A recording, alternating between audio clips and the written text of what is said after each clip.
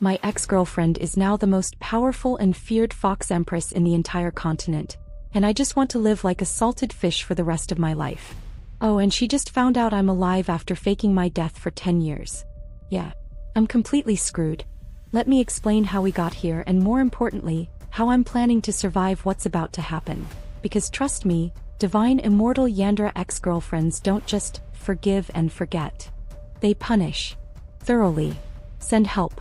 Actually, it's too late for that. She's already here. But I'm getting ahead of myself. Let's rewind to 3 days ago when my biggest problem was whether my tomatoes would ripen before the autumn frost. Scene. Peaceful island life. The morning sun filtered through the paper windows of my modest cottage, painting golden streaks across the wooden floor. I stretched lazily in my bed, enjoying the simple pleasure of having absolutely nothing urgent to do. No wars to stop. No nations to unite. No desperate people begging for help. Just me, my garden, and the profound joy of being completely blissfully irrelevant. My name is Leian Chingha and I am living my absolute best life as a nobody. I rolled out of bed and shuffled to the kitchen, my bare feet padding against the cool floorboards. Through the window I could see my modest vegetable garden, neat rows of bok choy, radishes and tomatoes, all thriving under my careful but minimal attention.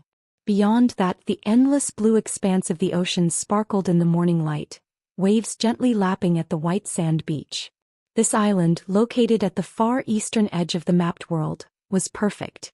Remote enough that nobody important ever came here, but civilized enough to have a small market town where I could trade my vegetables for rice and other necessities. The locals knew me as Old Leian, a reclusive farmer who'd moved here about 10 years ago and mostly kept to herself. They had no idea that Old Leian was once the legendary divine cultivator Leian Chingha, who'd united the warring nations of the continent and brought about an unprecedented era of peace. And I intended to keep it that way. I prepared a simple breakfast of congee with preserved vegetables, humming contentedly to myself. This was the life I'd always secretly wanted. Simple, peaceful, with nobody expecting me to save them or sacrifice myself for the greater good. After spending my entire youth fighting other people's battles and shouldering the weight of millions of lives, I'd earned the right to be lazy. Or as I preferred to call it, living like a salted fish. You know, those fish that just lie there preserved and doing absolutely nothing. Beautiful. Aspirational. Goals. After breakfast, I spent a pleasant hour tending to my garden, pulling a few weeds and checking the progress of my tomatoes. My cultivation base was long gone, completely destroyed in that final battle 10 years ago, but I'd retained just enough chi to keep myself looking youthful and healthy. To the casual observer, I appeared to be a woman in her late 20s, when in reality I was pushing 50. Not that it mattered. I wasn't trying to impress anyone. I was perfectly content with my chickens, my vegetables, and my complete lack of romantic entanglements. I definitely wasn't thinking about her. About golden eyes that glowed like sunshine. About silver-white hair that felt like silk between my fingers. About the way she'd laugh at my terrible jokes and then ruthlessly destroy anyone who threatened me. Nope, I said aloud, firmly pushing those memories away. We're not doing this today. Those days are over. She's moved on. I've moved on. Everything is fine. One of my chickens, I'd named her Empress because of her bossy attitude, clucked skeptically at me. Don't give me that look, I told the chicken. I'm completely over her. That was 10 years ago. Ancient history. Empress the chicken pecked at the ground, clearly unconvinced. What do you know anyway? You're a chicken. 3 times a month, I made the hour-long walk to the island's only market town to trade my vegetables and pick up supplies. It was usually a peaceful, uneventful affair. The locals were friendly but respected my desire for privacy, and I'd settled into a comfortable routine. Today started no differently. I loaded my best vegetables into 2 baskets, balanced them on a shoulder pole and set off down the coastal path. The weather was perfect. Warm sunshine, cool ocean breeze, the cry of seabirds overhead. The market town, called Tranquil Harbor, consisted of about 200 permanent residents and a rotating population of fishermen and traders. It was just large enough to have everything I needed, but small enough that major news from the mainland took weeks or even months to reach us. Which is why I'd been able to hide here so successfully. I set up my small stall in the usual spot and quickly sold most of my vegetables. Business was good. My produce was consistently high quality, thanks to the tiny bit of chi I could still channel into the soil. Nothing obviously supernatural, just unusually healthy plants. I was haggling cheerfully with old Chin over the price of his rice when I noticed a commotion at the tea house across the square. A group of travelers, merchants by the look of their fine clothes, were talking loudly and attracting a crowd. "I'm telling you, I saw it with my own eyes," one of them was saying, a portly man with an elaborate beard. The Fox Empress herself, performing the divine ascension ceremony in the capital. The sky turned silver and 9 pillars of fox fire shot up into the heavens. They say she's achieved true immortality now, the first ruler to reach divine status in over 1,000 years. My blood ran cold. The basket of bok choy I'd been holding slipped from my nerveless fingers. "Are you all right, old Leian?" Chin asked with concern. "Fine," I managed. "Just dizzy. The heat, you know." But I wasn't fine. I was very, very far from fine. I'd known Bayuain was powerful. When we were together, she'd already been one of the strongest cultivators on the continent, well on her way to becoming the Fox Empress of the Silver Moon clan. But divine ascension? That was a level beyond even what I'd achieved in my prime. Divine cultivators were essentially immortal. They could reshape reality with a thought. They were so far beyond mortals that we might as well be ants to them.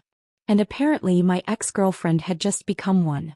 "The Empress has been in seclusion for months preparing for the ascension," another traveler chimed in, a younger woman with excitement in her voice. "But the really interesting part is what happened after. They say the very day she achieved divine status, she emerged from her palace and announced she was taking a leave of absence from ruling." "A leave of absence? The Empress?" Someone in the crowd sounded shocked. "That's what I heard. Left her advisor, that poor bastard Wei Xiaoyang, in charge of everything, and said she had an old debt to collect. Just up and left. Nobody knows where she went." My heart was pounding so hard I thought it might burst from my chest. An old debt to collect. It couldn't be. She couldn't possibly.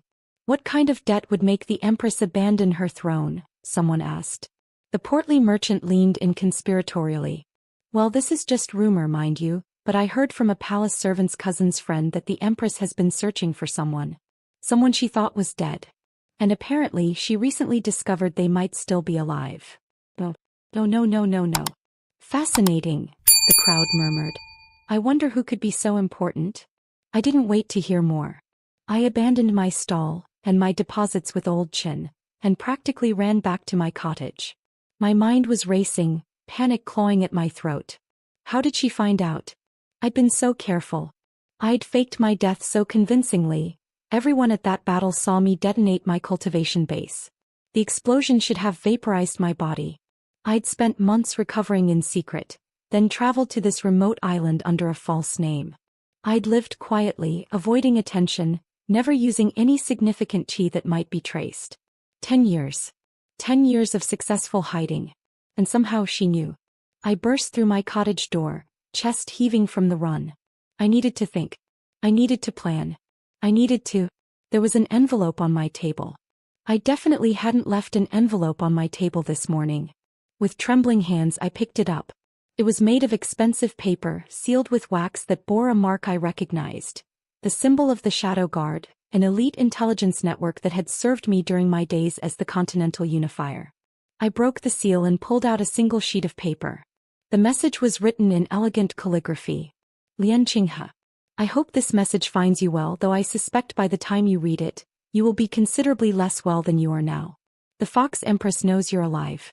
More specifically, she knows you're on the Eastern Isles and she's narrowed your location to 3 possible islands, this one being the most likely. She achieved divine ascension 6 days ago. She left the capital 3 days ago. By my calculations, she'll reach your location within the next 24 to 48 hours.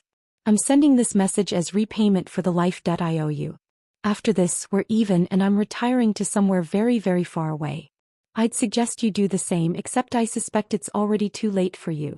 For what it's worth, I've never seen Her Imperial Majesty as determined, or as terrifying, as she was when she received confirmation of your survival. She looked like she wanted to simultaneously embrace the world and burn it to ashes. Good luck. You're going to need it. A former ally who values his continued existence. I read the letter 3 times, each time hoping the words would somehow change. They didn't. 24 to 48 hours. It gave me maybe 1 day to run. I immediately began pulling out my old travel bags. The ones I'd kept packed and hidden under my bed for exactly this kind of emergency. I wasn't completely unprepared. I'd always known there was a chance someone might find me someday. I just never thought it would be her. Clothes went into the bags. Dried food. Emergency funds. I'd been carefully saving silver over the years. Travel documents under 3 different false names. A few small trinkets that had sentimental value. As I packed, memories kept flooding back. Memories I'd worked very hard to suppress. I'd met Bayuain 15 years ago during the Continental Peace Summit. I was already making a name for myself as a powerful cultivator who actually cared about protecting common people. A rarity in those days. She was the rising star of the Silver Moon Fox clan, beautiful and deadly in equal measure. We'd clashed immediately. I thought she was too ruthless, too willing to use violence as a first resort. She thought I was too idealistic, too soft-hearted to survive in the cultivation world. You can't save everyone, she told me after I'd exhausted myself healing wounded civilians from a border skirmish. That doesn't mean I shouldn't try, I'd shot back. She'd looked at me like I was a fascinating puzzle she wanted to solve. You're either going to change the world or get yourself killed. Possibly both. Is that a threat? An observation. And she'd smiled, and it was like the sun breaking through storm clouds. Perhaps an offer. If you're determined to be recklessly heroic, you'll need someone ruthlessly practical watching your back. That was how it started. She became my partner in the truest sense, balancing my idealism with her pragmatism, my mercy with her strength. Together we were unstoppable. I negotiated peace treaties. She eliminated the warlords who refused to honor them. I built schools and hospitals. She secured the trade routes and funding to maintain them. And somewhere along the way, partnership became friendship and friendship became love. She was intense in everything she did, including loving me. Possessive, yes. Clingy, definitely. She wanted to know where I was every moment, worried constantly about my safety, and had once threatened to destroy an entire city because someone had insulted me at a banquet. I talked her down to just ruining the guy's reputation and business instead. Compromise. But she was also thoughtful and surprisingly tender. She remembered my favorite foods and would surprise me with them after long negotiations.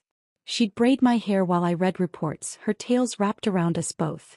She'd hold me after nightmares about battles I couldn't win, whispering that as long as she lived, nothing would harm me. You're my whole world, Leian Chingha, she told me once, and the intensity in her golden eyes had been almost frightening. If anything ever took you from me, I don't know what I'd become. That memory hurt more than all the others. Because I knew exactly what she'd become. I'd heard the stories over the years, filtering slowly to my remote island. After my death, Bayuain had gone on a rampage, hunting down and destroying every remaining shadow cultivator she could find, along with anyone who'd supported them. Then she'd done exactly what I'd hoped she wouldn't. She'd thrown herself into pursuing power and political control, rising ruthlessly through the ranks until she claimed the title of Fox Empress. But, and this part had surprised me, she'd used that power to implement every reform I'd ever dreamed of. Universal education. Orphan welfare programs. Abolishment of slavery. Protection for the weak and powerless. She'd built my dream world, ruling it with an iron fist, and she'd done it all while mourning me. I shook myself out of the memories and focused on packing. Nostalgia wouldn't save me now. By sunset I had 3 bags packed and an escape route planned. There was a fishing boat that left for the southern archipelago every 3 days. If I could catch it tomorrow morning, I could disappear into a chain of hundreds of islands where even a divine cultivator would have trouble tracking me.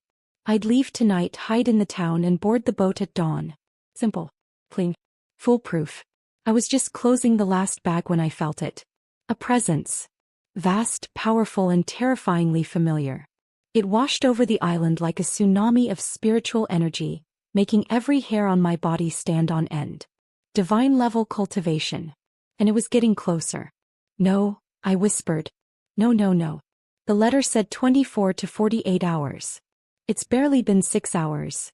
Apparently, Bayuain had been even more motivated than my contact had estimated. I grabbed my bags and ran for the back door. If I could just get to the forest, maybe I could hide my presence long enough to I yanked open the back door and froze. He was there. Standing in my vegetable garden, backlit by the setting sun and her own divine radiance, was Bayuain. 9 ethereal fox tails swirled behind her, each one wreathed in silver fox fire. Her hair, always beautiful, now seemed to be spun from moonlight itself, flowing around her as if in a perpetual gentle breeze.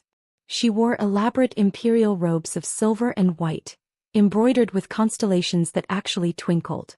But it was her eyes that held me frozen. Those golden eyes I'd dreamed about for 10 years, now glowing with divine power and an emotion I couldn't quite name. Rage? Relief? Longing? All of the above. Going somewhere, my love? Her voice was soft, dangerous and achingly familiar. My brain completely short-circuited. 10 years of careful planning evaporated like morning mist. I did what any reasonable person would do when confronted by their omnipotent ex-girlfriend. I tried to play it cool. Wait, what a pleasant surprise. I was just going on a trip to buy fertilizer.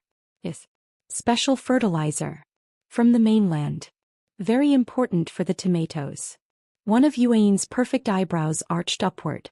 Her tails swished in a way that I recognized. It meant she was trying very hard not to laugh or possibly cry or possibly both. Fertilizer, she repeated slowly. Very rare fertilizer. Hard to find. Might take years to locate. Possibly decades. You're running away from me. I wouldn't say running. More like strategically relocating. Again. That single word carried the weight of 10 years of pain, and my flimsy excuse died in my throat. Yuain took a step forward, and though she moved with divine grace, there was something predatory in it. Do you have any idea what you put me through? I backed up instinctively and my back hit the doorframe. Yuain, listen. But she was already there, moving with speed that my mortal eyes could barely track. One hand slammed into the doorframe beside my head, the other gripped the wood on my other side, caging me in. Her divine aura washed over me like a physical force, and this close, I could see that her eyes were shimmering with unshed tears. Do you have any idea, she repeated, her voice cracking, what it was like? I mourned you. I wept for weeks. I wanted to destroy the world that took you from me. I made bargains with death gods trying to follow you. And all this time, you were here? Playing farmer? Living peacefully while Her voice broke completely and then she was kissing me. It wasn't gentle. It wasn't sweet. It was desperate and possessive and tasted like 10 years of longing and rage and grief. Her divine power crackled around us, making my mortal body tingle with electricity. I tried to push her away, really I did, but it was like trying to move a mountain. She didn't budge an inch. When we finally broke apart, both breathless, Yuain's tears were flowing freely. She pulled back just enough to look at me, really look at me, as if memorizing every feature. Then she started pounding weakly on my chest with her fists, her divine power carefully restrained so it wouldn't actually hurt me. I was so scared, she sobbed, all her imperial dignity crumbling. So lonely. I built everything you dreamed of. I unified the entire continent. I brought peace just like you wanted. I established schools and hospitals and programs to feed the hungry. I did it all hoping that maybe you'd see it from wherever souls go and be proud of me. And you were just here? Napping? Feeding chickens. Each accusation was punctuated by another soft thump against my chest. My heart was breaking watching her fall apart like this. I wrapped my arms around her, pulling her close even though I knew I probably didn't deserve to. I'm sorry, I whispered into her hair, which still smelled like jasmine and foxfire. I'm so sorry. Let me explain. Please. Let me explain everything. Yuain's tails wrapped around us both, creating a cocoon of silver fire and silk. She buried her face in my shoulder, and I could feel her tears soaking through my simple farming robe. You'd better have a really good explanation, she said, her voice muffled. Because I've spent the last 3 days planning exactly how I'm going to punish you for this, and some of my ideas are extensive. Despite everything, I felt a shiver run down my spine that wasn't entirely from fear. I was definitely, completely, utterly screwed. But as I held her, feeling her divine power humming against my skin and her tails tightening around me possessively, part of me wondered if maybe, just maybe, being caught wasn't the worst thing that could have happened. Come inside, I said softly. I'll make tea. And I'll tell you everything. Bayuain pulled back just enough to look at me, her golden eyes still glowing with divine power and barely restrained emotion. You're not running away again. It wasn't a question. No, I agreed. I'm not running. Not anymore. Promise me. Her hands gripped my shoulders. Promise me, Leian Chingha. I promise, I said and meant it. No more running. She studied my face for a long moment then nodded. Her tails loosened slightly, though they didn't fully release me. Good. Because if you try to run now, I'll bind you with soul chains and carry you back to my palace. I've become very proficient with restraining spells over the years. Very proficient. That's concerning and slightly arousing, and we're not unpacking that right now. The tiniest smile tugged at her lips, the first real smile I'd seen from her. Oh, we'll be unpacking quite a lot of things, my darling Leian. Starting with why you thought faking your death was ever an acceptable solution. She finally released me from her cage of arms and tails, but her hand found mine, gripping it tightly as if afraid I'd disappear if she let go. As we walked into my modest cottage, her divine radiance making my simple furniture look even more shabby by comparison, I realized that my peaceful, lazy life as a salted fish was well and truly over. The Fox Empress had found me, and she wasn't letting go. Not now. Not ever. So there I was, frozen in my own doorway like a deer caught in divine foxfire, watching my ex-girlfriend who is now an immortal god empress, stand in my vegetable garden looking like vengeance and heartbreak had a baby and dressed it in imperial silk. My carefully planned escape? Dead on arrival. My peaceful salted fish life? Completely over. My ability to form coherent sentences? Apparently also gone because I just tried to convince a divine-level cultivator that I was running away to buy fertilizer. Fertilizer. My brain, ladies and gentlemen. Absolutely useless in a crisis. Now she was in my cottage, still holding my hand like I might evaporate, and I had to explain why I'd let her think I was dead for 10 years while I lived my best lazy farmer life. This was fine. Everything was fine. I just had to stay calm and... You redecorated, Bayuain said suddenly, looking around my modest cottage. Her voice was eerily calm, which was somehow more terrifying than her earlier emotional outburst. This is quaint. Quaint. The most powerful being on the continent just called my home quaint. I like simple things now, I said carefully, guiding her to sit at my small wooden table. Let me make tea. I don't want tea. I want answers. You're getting both. The tea helps me think. I busied myself with my clay teapot, hyper-aware of Bayuain's golden eyes tracking my every movement. Her 9 tails had settled around her like a living cloak, but they kept twitching and swaying, a sign she was agitated. I remembered that tell from years ago. Some things never changed even when the person wielding them became a god. I set 2 cups of jasmine tea on the table, her favorite. I'd never stopped keeping it in stock, and sat down across from her. My hands were shaking slightly, so I wrapped them around my own cup for stability. Start talking, Bayuain said softly. And Leian, don't lie to me. I've achieved divine consciousness. I can literally sense deception now. Of course she could. Because my life wasn't complicated enough. Okay, I took a breath. The truth. All of it. But you have to promise to let me finish before you do whatever you're planning to do to me. I'm planning to do many things to you, Bayuain said, and there was something dark and possessive in her tone that made my stomach flip. But yes, I'll let you finish. Talk. So I did. I told her about the intelligence I'd received 12 years ago, about the shadow cultivators of the north and their plan to undo everything we'd built together. How they were ancient evil beings who fed on chaos and war, and how they'd been gathering power in secret, preparing for a mass sacrifice ritual that would plunge the continent back into centuries of suffering. I knew it was a suicide mission, I explained, staring into my tea. My sources were very clear. These weren't ordinary enemies. They had techniques specifically designed to counter divine cultivation, weapons forged from the souls of fallen gods. Every divination I performed showed the same outcome. If I fought them, I had less than a 10% chance of survival. Bayuain's cup cracked in her grip. Tea spilled across the table, but she didn't seem to notice. And you didn't think to tell me this? To let me fight beside you. You would have died trying to protect me, I said simply. I knew, Bayuain. The moment things looked bad, you would have thrown yourself in front of me. You would have sacrificed yourself without hesitation. Yes. She slammed her hand on the table and the wood groaned under divine power. That's what you do for the person you love. You don't get to make that decision alone. I was already making peace with dying. I shot back. What I couldn't make peace with was watching you die for me. Or worse, living with the knowledge that your death was my fault. We glared at each other across my poor abused table.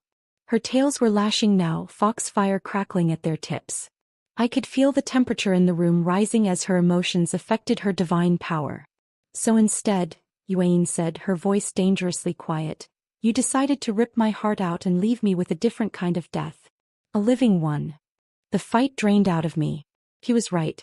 God help me, she was absolutely right. Do you remember what you said to me? Bayuain asked, and now there were tears streaming down her perfect face again. That last day. I closed my eyes, the memory burning like acid. Yes. Tell me. I want to hear you say it. This was my punishment, I realized.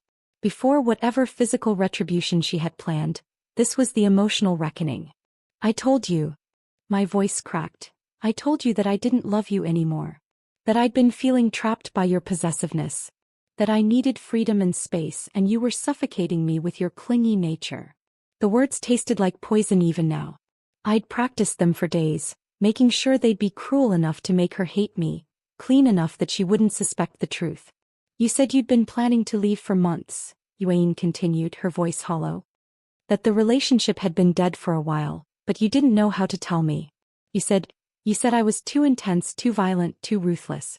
That you couldn't love someone with so much blood on their hands. I know. I was crying now too. I know what I said. I begged you, she whispered. I actually got on my knees and begged you to reconsider. Do you know how humiliating that was? I was one of the most powerful cultivators on the continent, and I knelt in the dirt and begged you not to leave me. I remembered. God, I remembered every agonizing second. Remembered forcing myself to look away from her tears, to keep my face cold and indifferent while my heart shattered into pieces.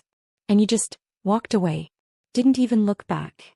If I'd looked back, I said softly, I would have broken. I would have run to you and told you the truth, and then you would have insisted on coming with me and we both would have died. So you chose for both of us. You decided your death was acceptable but mine wasn't. You arrogant, self-sacrificing, idiotic. Her voice broke into sobs. I moved without thinking, rounding the table to pull her into my arms. She resisted for half a second, then collapsed against me, her divine power making my bones ache but her grief making my heart hurt worse. I'm sorry, I whispered into her hair. I'm so sorry. You're right, I was arrogant. I thought I was protecting you but I just hurt you in a different way. I'm sorry, I'm sorry, I'm sorry. We stayed like that for a long time, holding each other while she cried and my shirt grew damp with her tears. Her tails wrapped around us both, and I realized with a pang that this was the first time in 10 years I'd felt truly home. Eventually Bayuain's sobs quieted to hiccups, then to shaky breathing. She didn't pull away from me though. If anything, she held tighter. What happened? She asked quietly. In the battle. Tell me everything. So I did. I told her how I'd tracked the shadow cultivators to their stronghold in the frozen wastes of the north. How there were 12 of them, each one a master of ancient death techniques. How they'd been prepared for me, had laid traps and ambushes. The battle lasted 3 days, I said. By the second day I'd killed 8 of them but I was badly wounded. My cultivation base was cracking from overuse. I knew I couldn't win conventionally. I described the final confrontation. The 4 remaining shadow cultivators completing their ritual, opening a portal to summon a demon god that would consume the continent. How I'd made the split-second decision to detonate my entire cultivation base in a focused explosion, using my own soul as a catalyst to seal the rift and destroy the cultists. The explosion should have killed me, I said. By all rights I should have been vaporized. But at the last second I felt this warmth spreading through my body. A protective barrier activated, one I didn't even know I had. Bayuain had gone very still in my arms. It was a talisman, I continued, woven into the lining of my combat robes. An ancient life-saving artifact that someone had hidden there without telling me. It absorbed most of the blast, converted my cultivation base into pure life energy instead of letting it explode outward. I still lost all my power. My meridians were shattered, my divine core destroyed, but I survived. The talisman, Bayuain breathed. The one I sewed into your robe 6 months before the breakup. The one I told you was just for good luck. You saved my life, I said. Even after I broke your heart, even when you had no idea what I was planning, you saved me. She started crying again, but this time she was also laughing. A broken, hysterical sound. You idiot. You self-sacrificing idiot. My protection saved you and you still didn't come back to me. I couldn't. I pulled back to look at her face. Bayuain, I woke up 3 months after the battle in a healer's cottage at the edge of the continent. I was mortal. Completely, utterly powerless. My cultivation was gone. Not sealed, not damaged, gone.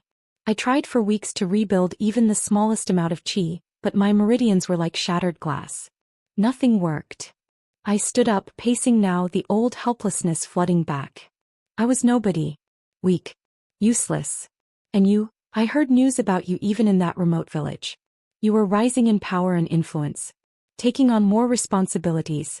On the path to becoming the Fox Empress. How could I come back? How could I stand beside you as an equal when I was just a mortal with delusions of adequacy? So you decided I was shallow enough to care about that, Bayuain said flatly, standing up. Her divine aura was flaring again, making my furniture rattle. You thought I loved you for your power?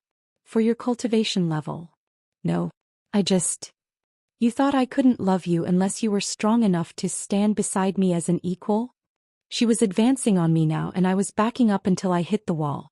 Leian Chingha, I fell in love with you when you were a mid-tier cultivator who spent all your money buying medicine for plague victims.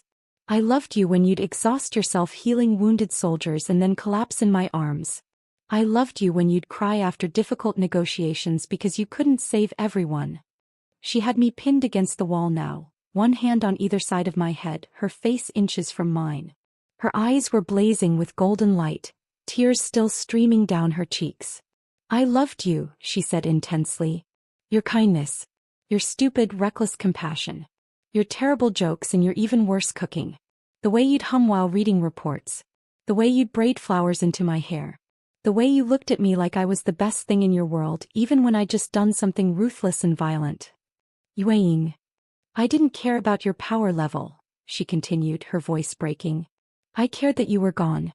That the person who made me want to be better, who balanced my darkness with light, who looked at the monster everyone else feared and saw someone worth loving, that person was dead. Or so I thought. She laughed bitterly. Turns out you weren't dead.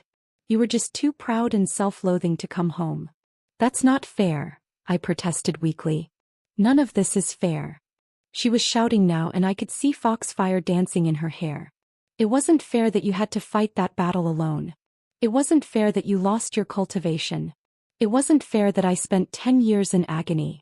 But you know what the most unfair part is? She leaned in closer and I could feel her breath on my lips. The most unfair part is that even after all of this, after the lies and the pain and the decade of thinking you were dead, I still love you. I'm still completely, hopelessly, obsessively in love with you. And I hate that. I hate that I can't just be angry. I hate that seeing you alive makes me so happy I can't think straight. I hate that all I want to do right now is kiss you and never let you go. My heart was pounding so hard I thought it might explode. Bayuain. Tell me you don't love me, she demanded. Tell me the things you said 10 years ago were true.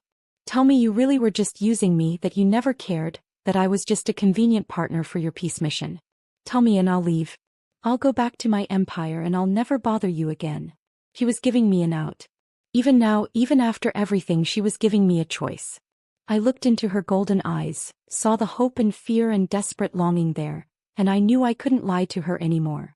Not even to protect her. Especially not to protect her. I can't, I whispered. I can't tell you that because it's not true. Everything I said that day was a lie. I loved you then and... I took a shaky breath, and I never stopped. Not for a single day in 10 years. The sound she made was somewhere between a sob and a laugh. You idiot. You beautiful, frustrating, self-sacrificing idiot. And then she was kissing me. This kiss was different from the first one. That had been desperate and angry. This was... everything. 10 years of longing and grief and love compressed into a single moment of connection. Her divine power washed over me like a warm wave, making every nerve in my mortal body sing. I gasped against her mouth, and she took the opportunity to deepen the kiss, one hand sliding into my hair while the other gripped my waist, pulling me flush against her. I tried to push her away. Some part of my brain was still insisting this was a bad idea, that nothing had changed, that I was still mortal and she was still a god and this couldn't work. But it was like trying to move a mountain. She didn't budge an inch. Bayuain, I managed to gasp when she finally let me breathe. Wait, we need to talk about this, we can't just. We've talked enough, she said against my lips. 10 years of conversations I should have had with you, I had with your ghost instead. I'm done talking. She kissed me again, and this time I felt her tails wrapping around us both, creating a cocoon of silk and foxfire. The sensation was overwhelming. I'd forgotten how it felt to be completely surrounded by her presence, safe and claimed and utterly possessed. I missed you, she breathed between kisses. Every day. Every hour. Do you know how many times I came to your grave and talked to the empty stone? How many nights I cried into my pillow? How many times I reached for you in my sleep and woke up alone? I'm sorry, I whispered, running my hands through her silky hair. I'm so sorry. You should be. She nipped at my lower lip, making me gasp. You're going to spend a very long time making this up to me. There was a promise in those words, dark and possessive and thrilling. I shivered and she smiled against my mouth. That predatory smile I remembered, the one that meant she was planning something devious. Scared, she teased. Terrified, I admitted. You achieved divine status and apparently developed some very intense revenge fantasies. Oh, you have no idea. Her hand slid from my waist to my hip, fingers tracing patterns through the fabric of my simple robe. I've had 10 years to think about what I'd do if I ever got you back. 10 years of lonely nights to plan exactly how I'd punish you for leaving me. My mouth went dry. Punish? Mum. She kissed along my jaw down to my neck and I felt her teeth graze my pulse point. You made me cry for weeks. Made me think you were dead. Made me build an entire empire just trying to fill the void you left. That deserves consequences. Bayuain, I'm mortal now, I reminded her shakily, even as I tilted my head to give her better access. I don't have divine stamina anymore. You can't just. Oh, I know. She pulled back to look at me and her eyes were glowing with golden light and something that made my knees weak. I'll be careful with your mortal body. Mostly. But that doesn't mean I'm going easy on you. Before I could protest further, she scooped me up like I weighed nothing, because to a divine cultivator I probably didn't, and started carrying me toward my bedroom. Wait. I squirmed in her arms. We should really discuss expectations and boundaries and... We will, she promised, kicking my bedroom door open. After I've thoroughly reminded you of everything you've been missing for 10 years. She laid me on my bed with surprising gentleness, then stood back to look at me. Her tails were swaying behind her, foxfire casting dancing shadows across the walls. Slowly, deliberately, she began removing her elaborate imperial robes. This is crazy, I said even as my eyes tracked her every movement. You're an empress. I'm a farmer. This can't work. You're not a farmer, Bayuain corrected, letting her outer robe slide to the floor. You're Leian Chingha, the woman who united the continent and brought peace to millions. You're the love of my life. You're the person I've been searching for every day for 10 years. And right now you're mine. She crawled onto the bed and I felt like prey being stalked by a very beautiful, very dangerous predator. I'm going to make sure you never forget that again, she promised, leaning over me. I'm going to remind you physically and thoroughly, exactly why you should never have left. And then, her smile turned softer, more vulnerable. Then we're going to figure out how to make this work. Together. Because I'm not losing you again, Leian. I don't care if you're mortal or divine, farmer or empress. You're mine and I'm keeping you. I woke to sunlight streaming through my window and the profound realization that every muscle in my body hurt. Not in a bad way exactly, just in a, I had divine-level sex with an omnipotent Fox Empress who had 10 years of pent-up emotions to work through way. Also, I couldn't feel my legs. Awake already? Bayuain's voice was amused and satisfied. She was propped up on one elbow beside me, looking absolutely radiant and completely unfair. Not a hair out of place, skin glowing with divine energy, while I probably looked like I'd been through a natural disaster. You tried to kill me, I accused hoarsely. Nonsense. I was very careful with your mortal constitution. She traced a finger down my arm, and even that gentle touch made me shiver. You're still breathing, aren't you? Barely. Dramatic. But she leaned down to press a gentle kiss to my forehead. How do you feel? Like I've been thoroughly punished, I admitted. Was that revenge enough, or should I prepare for round 2? Her smile turned wicked. Oh, my darling Leian. That was just night 1. We have 10 years to make up for, remember?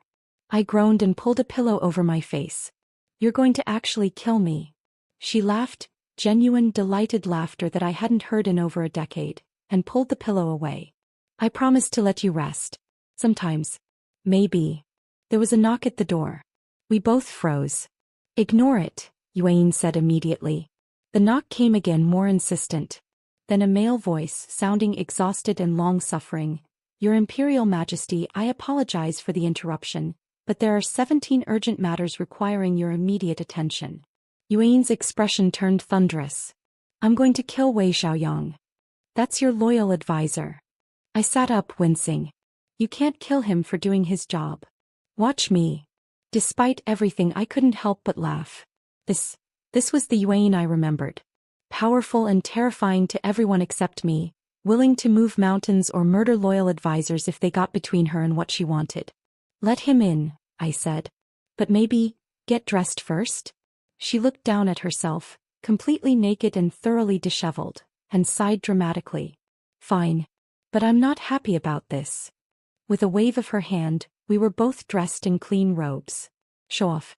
Come in, Bayuain called out, sounding every inch the annoyed Empress. The door opened and in walked the most exhausted-looking man I'd ever seen.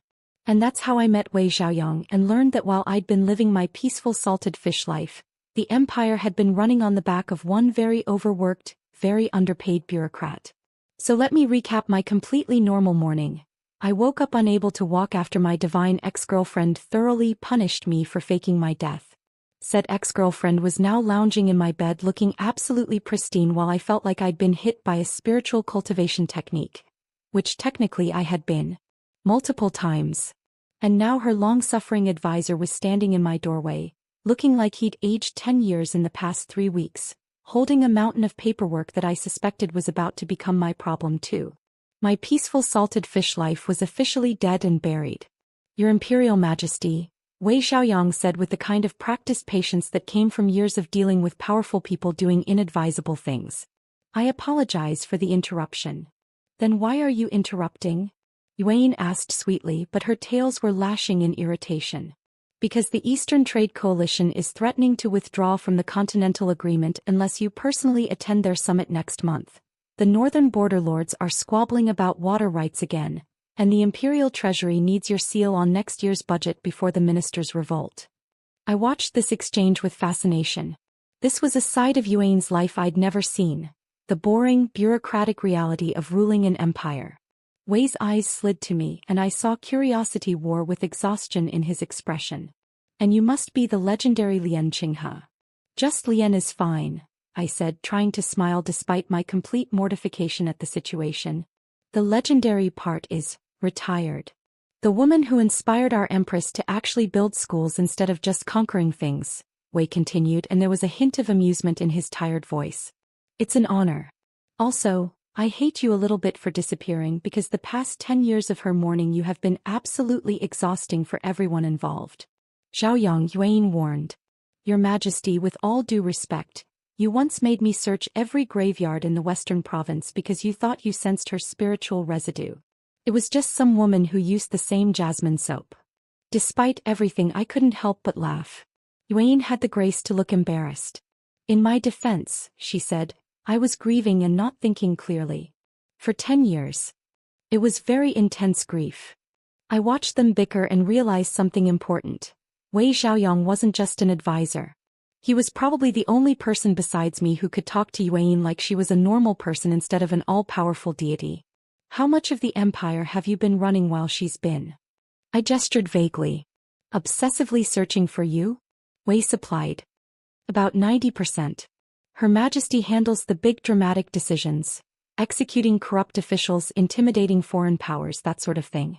I handle everything that requires actual paperwork and patience. That seems unbalanced.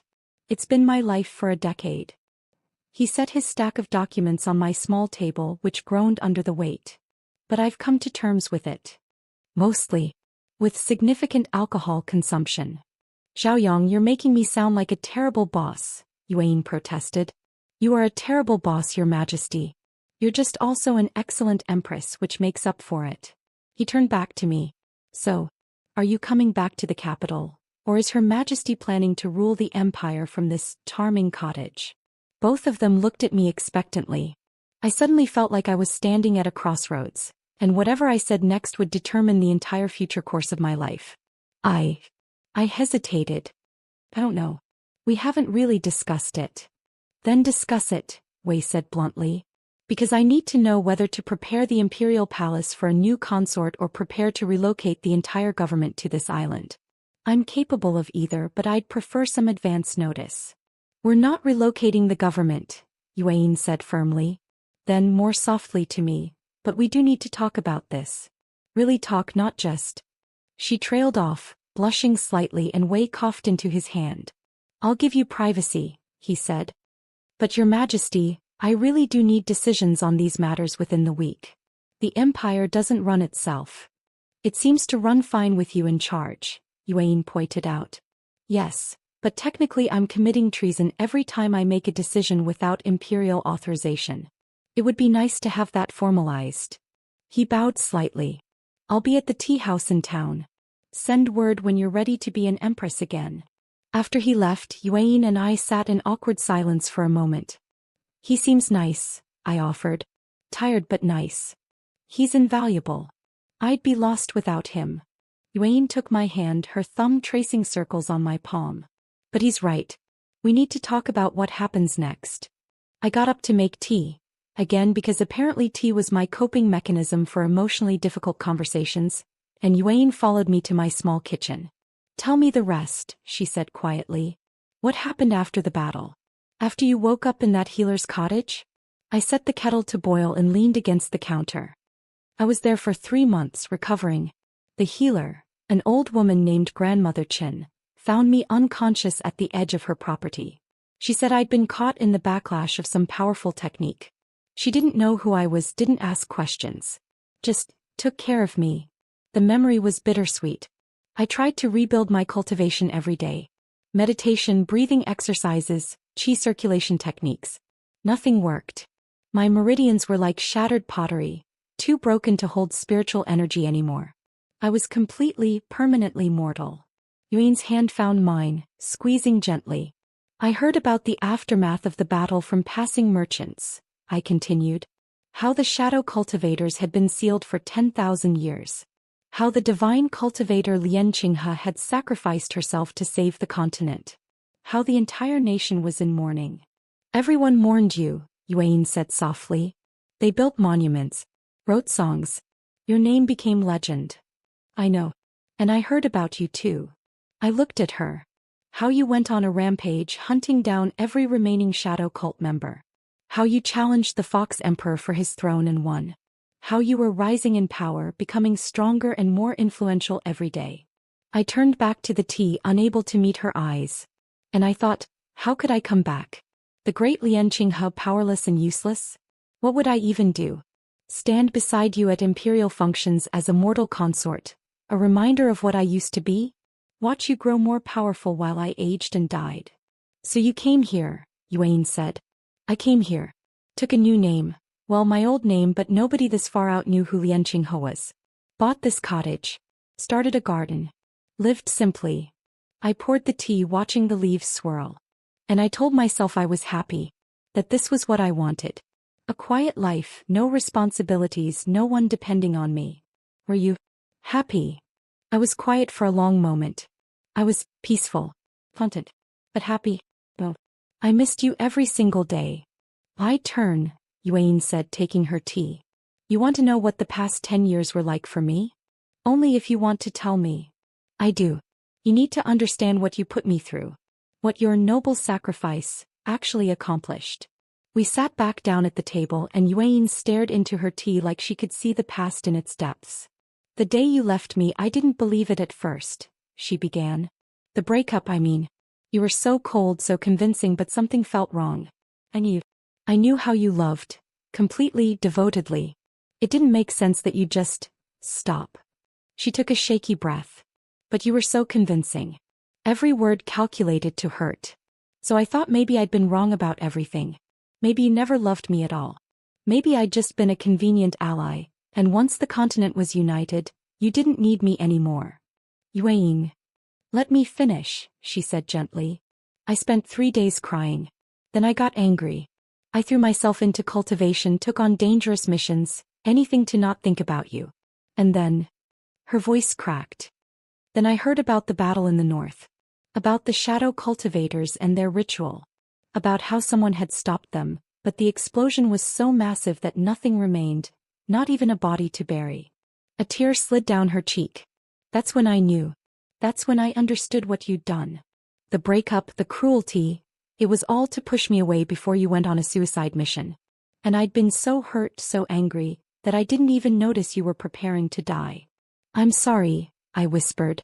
The anger I felt at myself was worse than anything you'd said to me, she continued. I should have seen it. Should have known you were lying. Should have followed you, forced you to let me help. But I didn't, and you died, or so I thought. She wiped her eyes roughly. I mourned you properly that time. Public funeral, grand monument, the whole performance. But privately I was falling apart. I'd wake up reaching for you. I'd hear something funny and turn to share it with you before remembering you were gone. I'd cook your favorite foods out of habit and then have to throw them away because I couldn't bear to eat them alone. My heart was breaking listening to her. I never meant to hurt you like that. I know. That's what made it worse. Knowing you did it because you loved me too much to let me die with you. She laughed bitterly.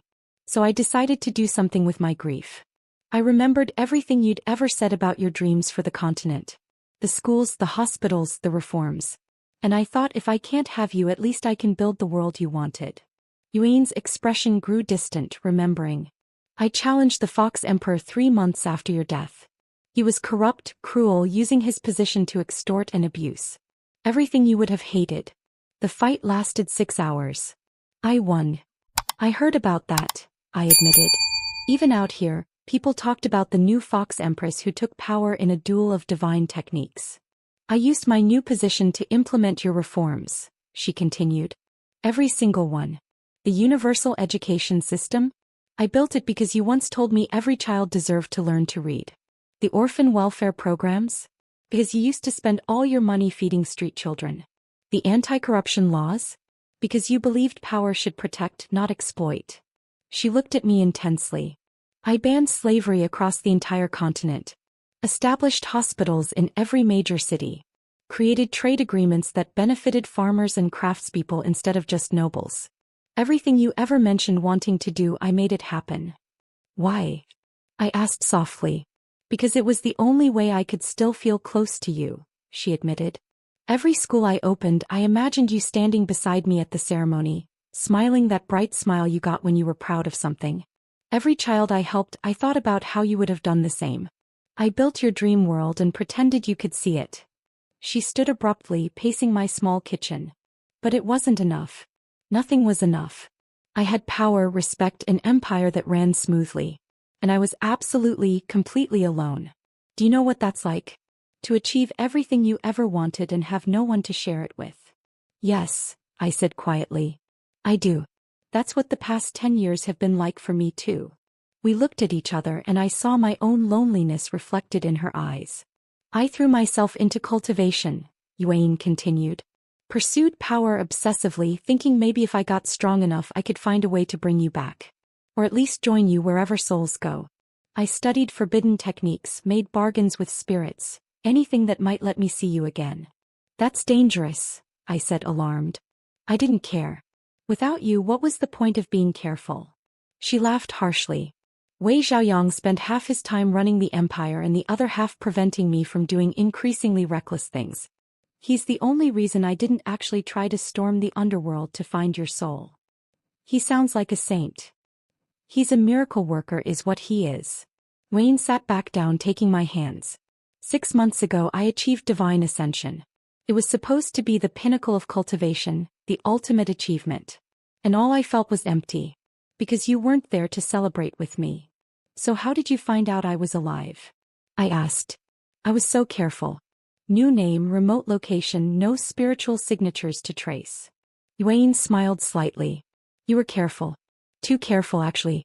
That's what gave you away. What do you mean? About 3 months ago, Wei Xiaoyang was reviewing reports from the Imperial Census. Thrilling bureaucratic stuff. He noticed a statistical anomaly in the Eastern Isles. Several small islands showing unusual prosperity in their agricultural sectors.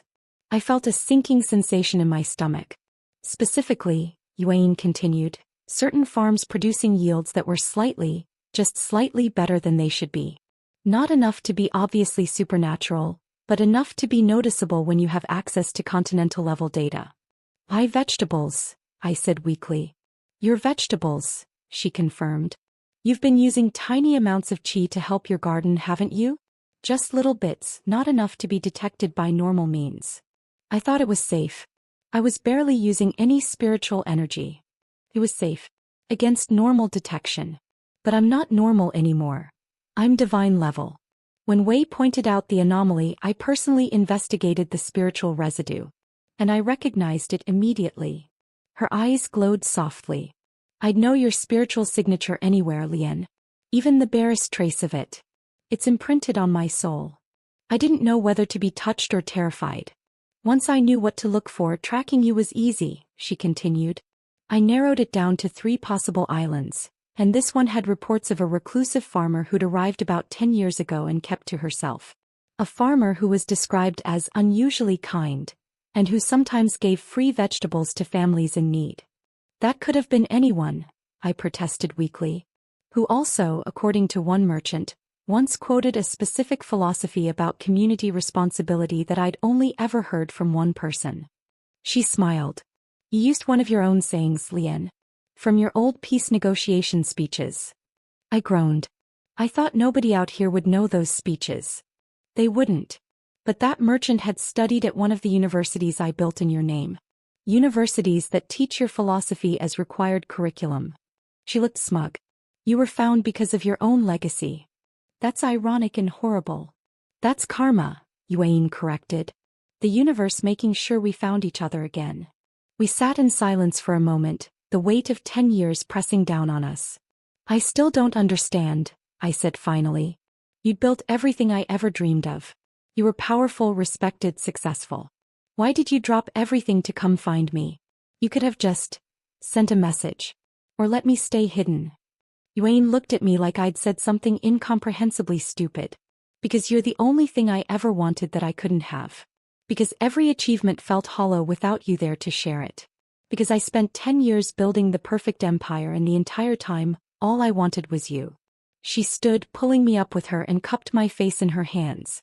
I don't care about power, she said intensely. I don't care about empires or divine cultivation or any of it. I care about you. Just you. The woman who made me believe in something beyond conquest and control.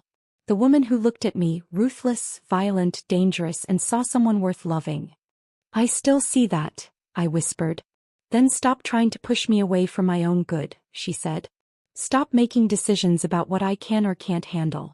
You don't get to decide that loving mortal you is beneath me or not worth my time. I decide what I want and I want you. Even though I'm powerless? Even though I can't stand beside you as an equal anymore. We're not having this argument again, Bayuain said firmly. You want equality? Fine. Here's equality. We both get to choose each other. We both get to decide what we want our future to look like. No more solo missions.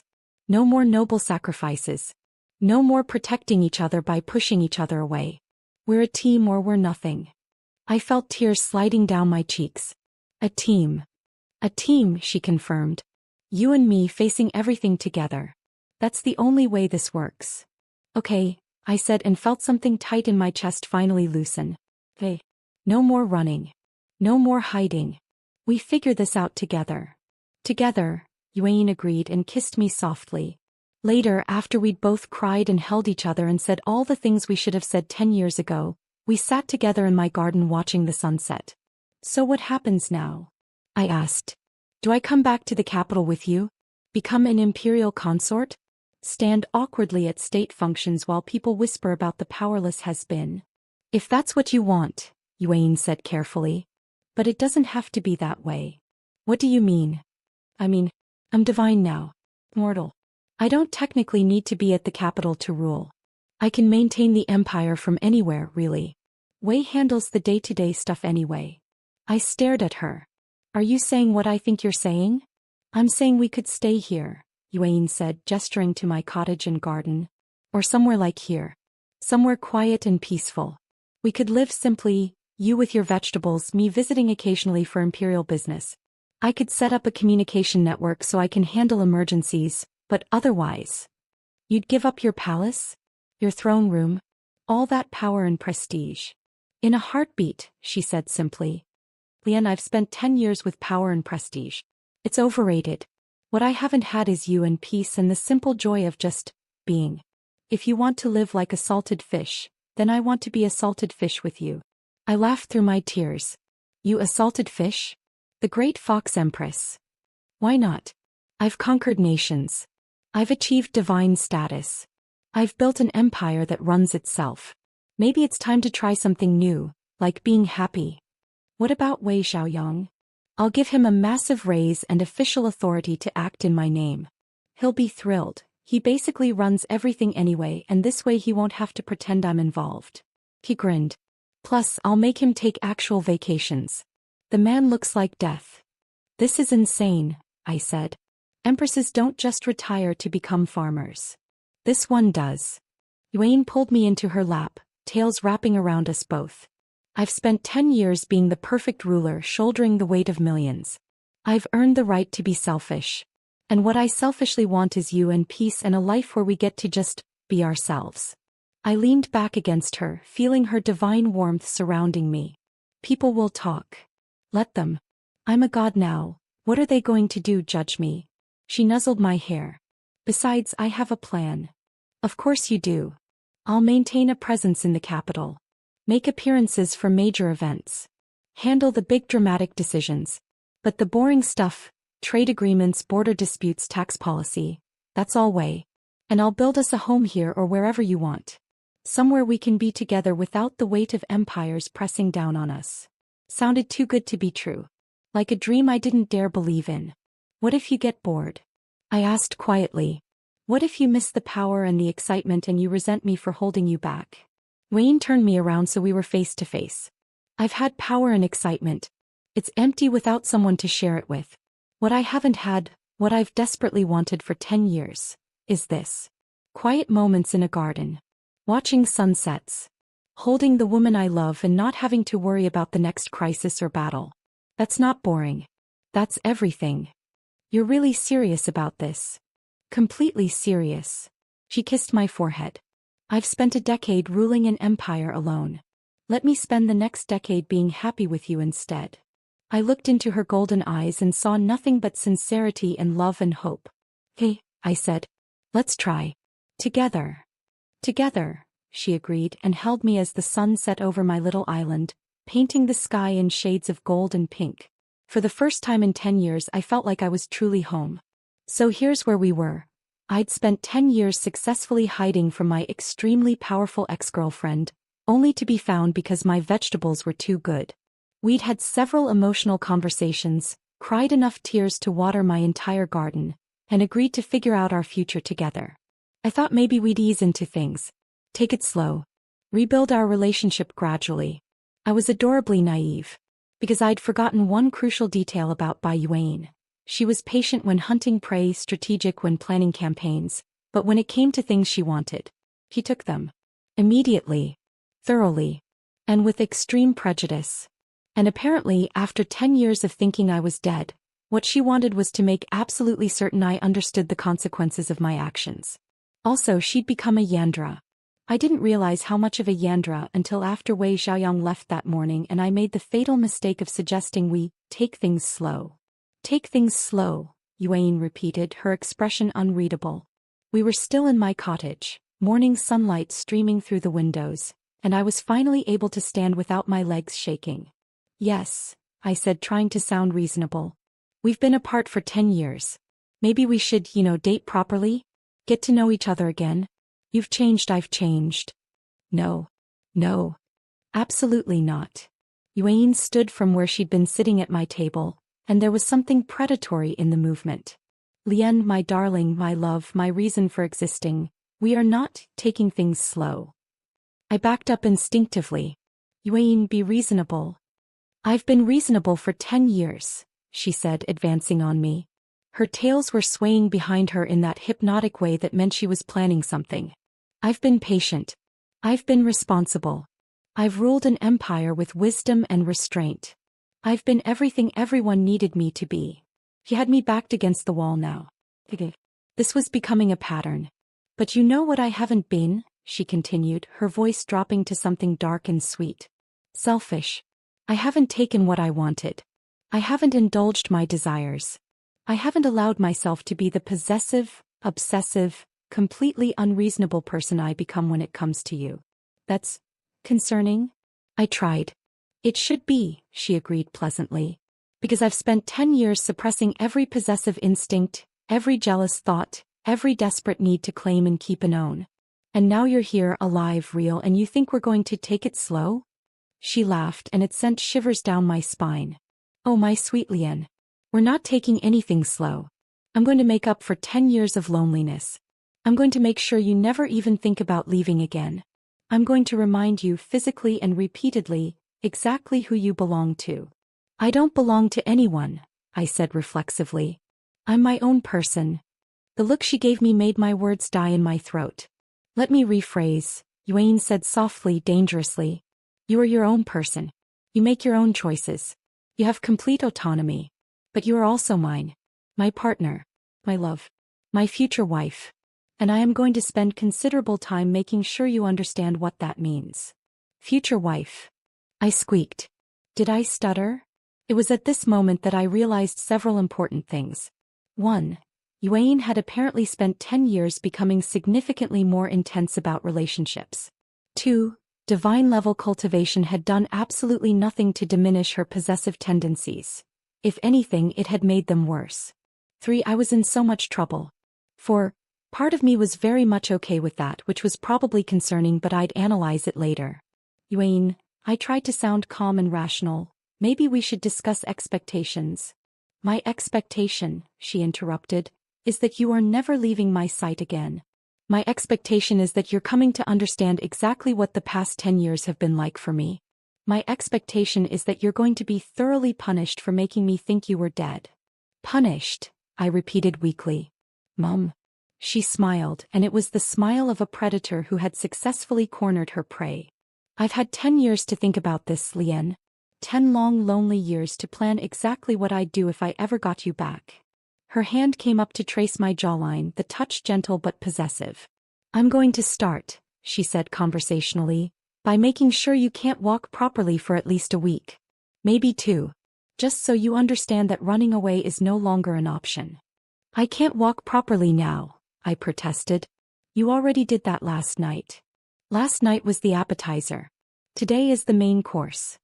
That's not how food metaphors work. I'm a divine empress.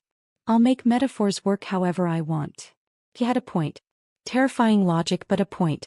Wait, I said desperately, putting my hands on her chest to keep some distance between us. Not that it worked, she was immovable. Can we at least negotiate terms? Wayne paused, considering. I'm listening. If you're going to do whatever you're planning to do, can we at least establish some ground rules? Safe words. Boundaries. Her expression softened slightly. You're right. I apologize, I got carried away. We should discuss boundaries properly.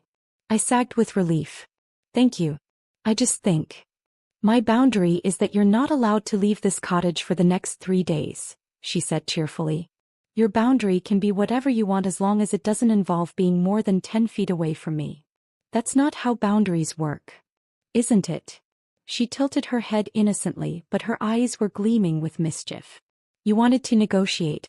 I'm negotiating. I stared at her, and despite everything, the absurdity, the intensity, the complete insanity of the situation, I felt laughter bubbling up in my chest. You're ridiculous, I said. I'm in love, she corrected. There's a difference. A small one, admittedly. You've become a Yandere. You know that, right? You've literally become the possessive, obsessive girlfriend from cautionary tales. I prefer to think of myself as passionately devoted, Bayuain said primly.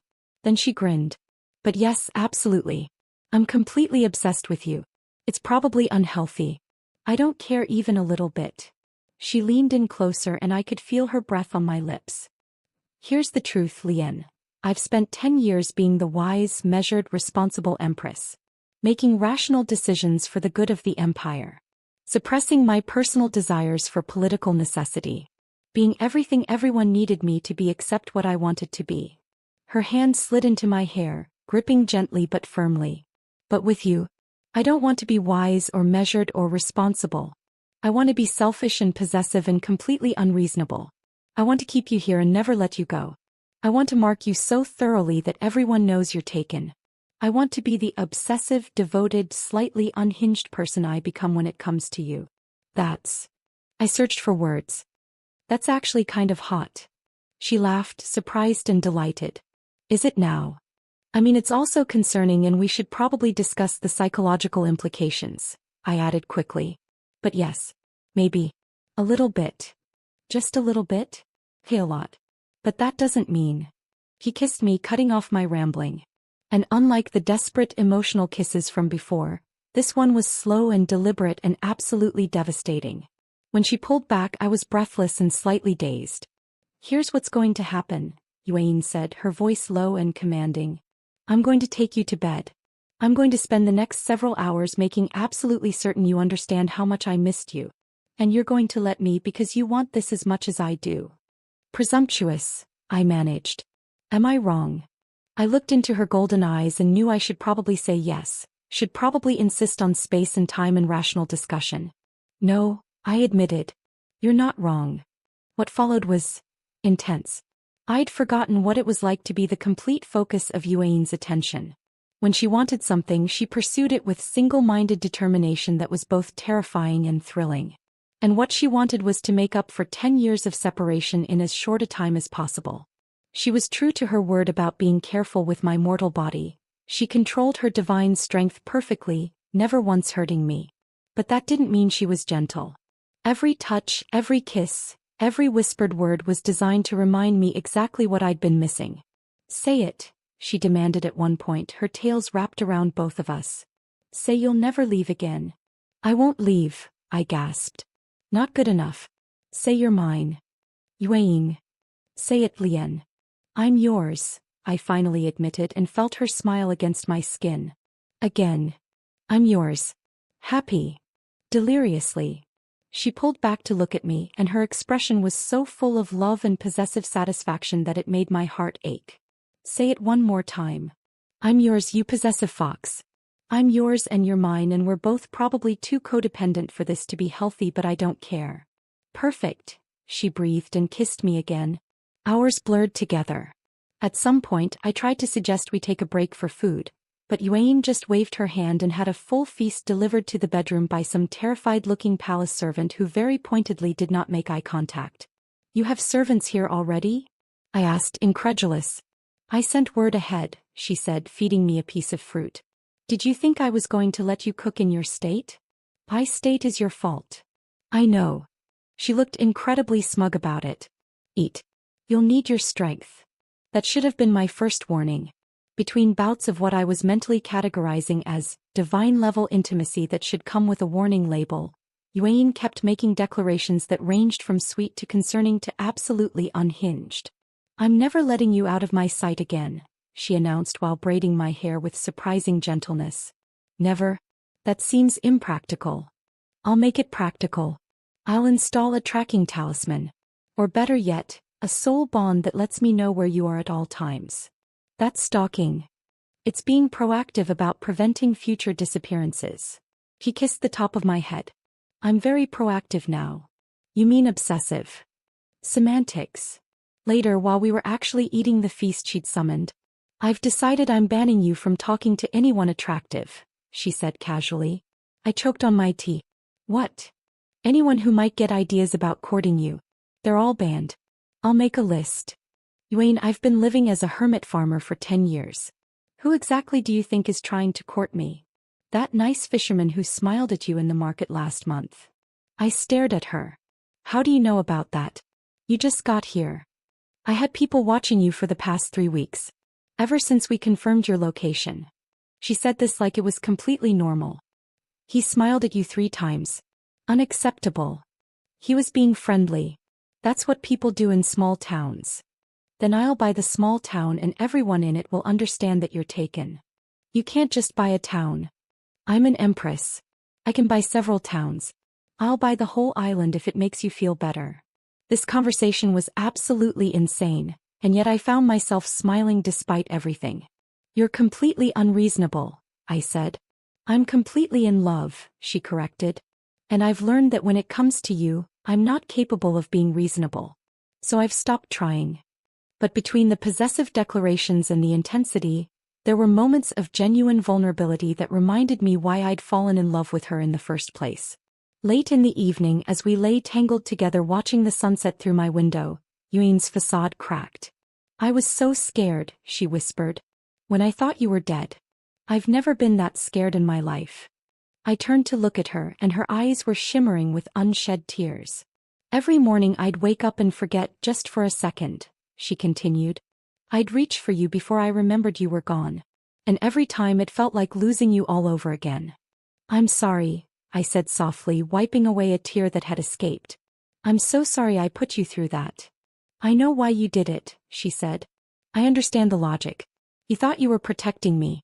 But Leian, I'd rather have died beside you than lived without you. Every single time, I'd choose dying together over surviving alone. That's not healthy. I don't care about healthy. I care about you. She pulled me closer. Promise me something. What? If you ever face something dangerous again, and knowing you will because you have a hero complex the size of the continent, promise me you won't try to protect me by pushing me away. Promise we'll face it together. I thought about it seriously. About what she was asking. About whether I could actually promise to let her risk herself for me. I promised to try, I said finally. I promised to talk to you instead of making decisions alone. But I can't promise I won't want to protect you. That's just who I am. She smiled slightly. I can work with that. As long as you let me protect you too. Deal. We sealed it with a kiss and for a moment, everything was perfect and peaceful and right. Then Yuan's expression turned mischievous again. Now that we've had our emotional moment, she said, I believe I was in the middle of thoroughly punishing you for 10 years of absence. We literally just had a sweet, vulnerable conversation. I'm capable of multitasking. Sweet vulnerability and thorough punishment. I'm very talented. You're very something, I muttered, but I was smiling. I woke the next morning to several realizations. 1. I definitely could not walk. My legs felt like jelly. 2. Yuan was already awake, propped up on one elbow watching me with a satisfied expression. 3. There were foxfire marks on my skin. Temporary spiritual markings that would fade in a few days but currently spelled out property of the Fox Empress, in elegant script across my collarbone. Did you brand me? I demanded. It's temporary, she said defensively. And it's written in the ancient fox spirit language.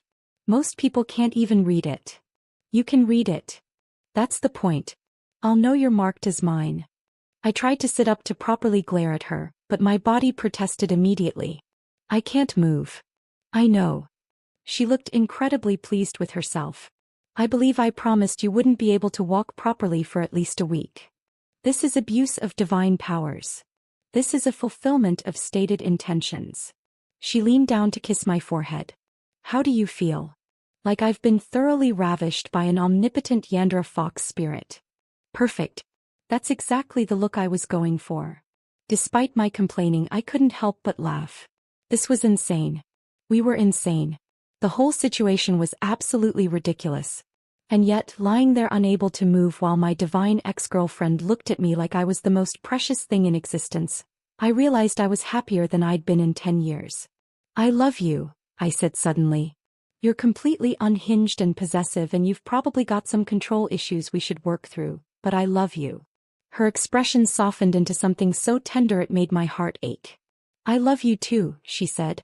More than empires or immortality or divine power.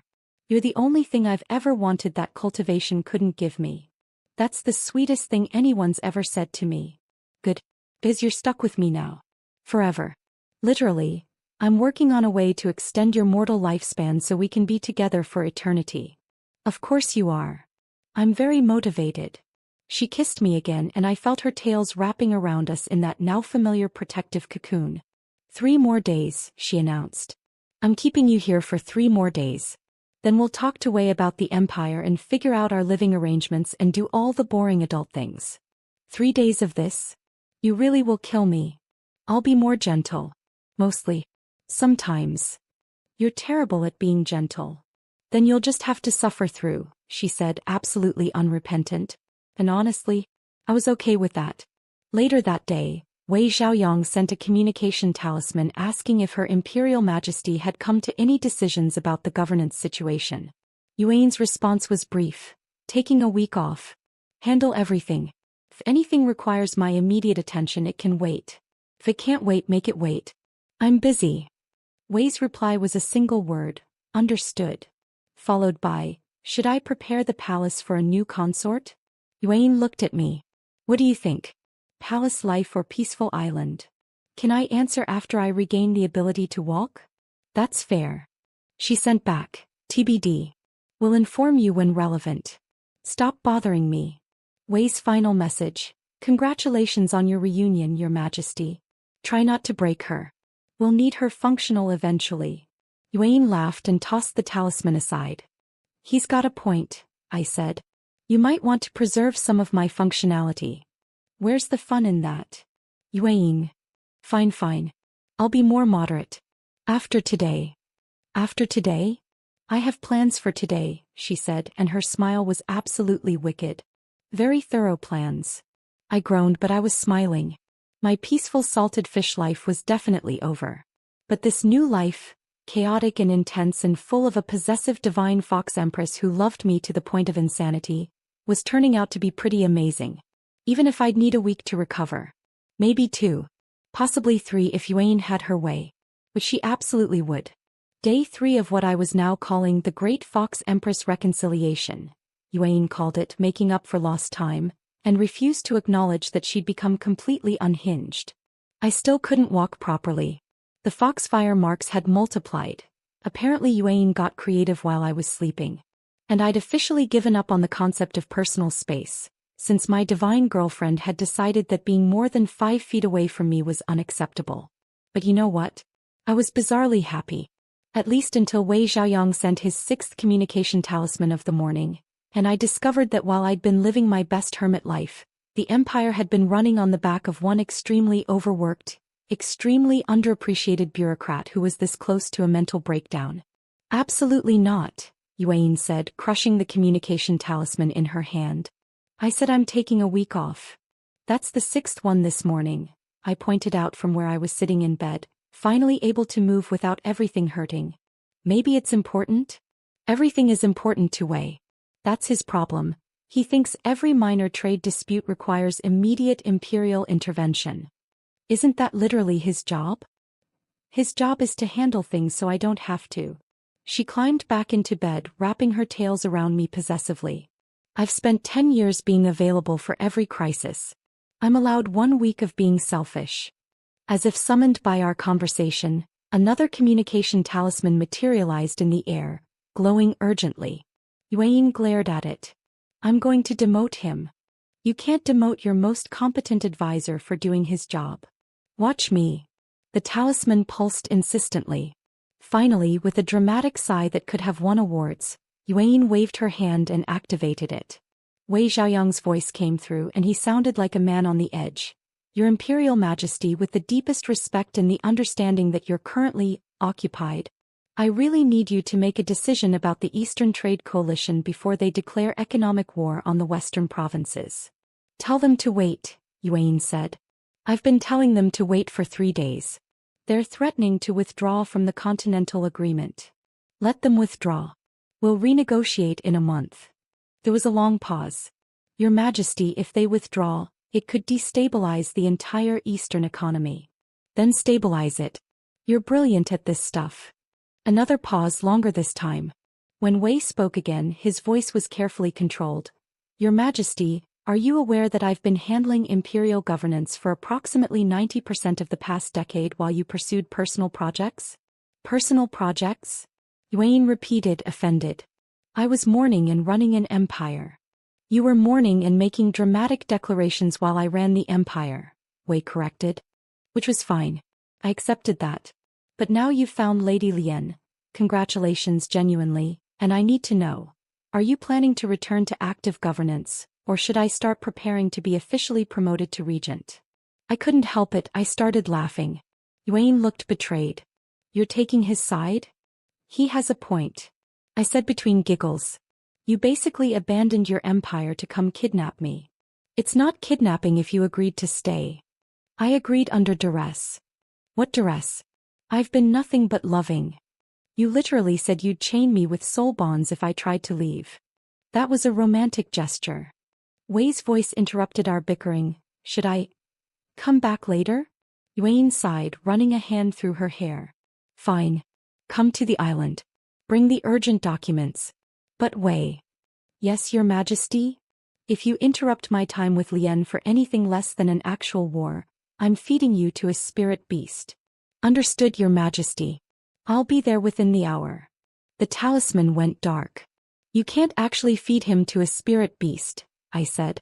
I won't. Probably. She flopped back on the bed dramatically. This is why I wanted to stay hidden here. The moment I'm available, everyone needs something. I shifted to look at her, and despite her annoyed expression, I could see the exhaustion underneath. How long have you been running the empire alone? I'm not alone. I have Wei and the entire imperial bureaucracy. Bayuain. She was quiet for a moment. Since I became Empress. 10 years of final decisions, ultimate responsibility, everyone looking to me to solve their problems. She smiled bitterly. You know what's funny? I achieved everything you dreamed of. Peace, prosperity, education for all.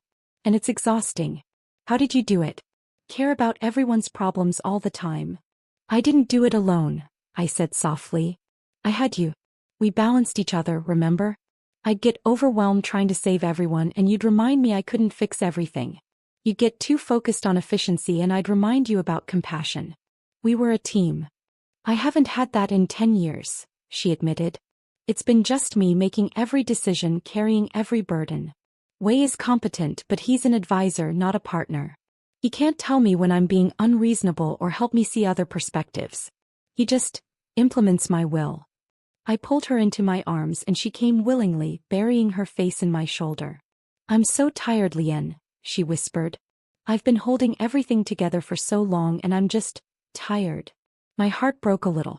I'd been so focused on my own struggles, losing my power, hiding, living in exile, that I hadn't fully considered what her decade had been like.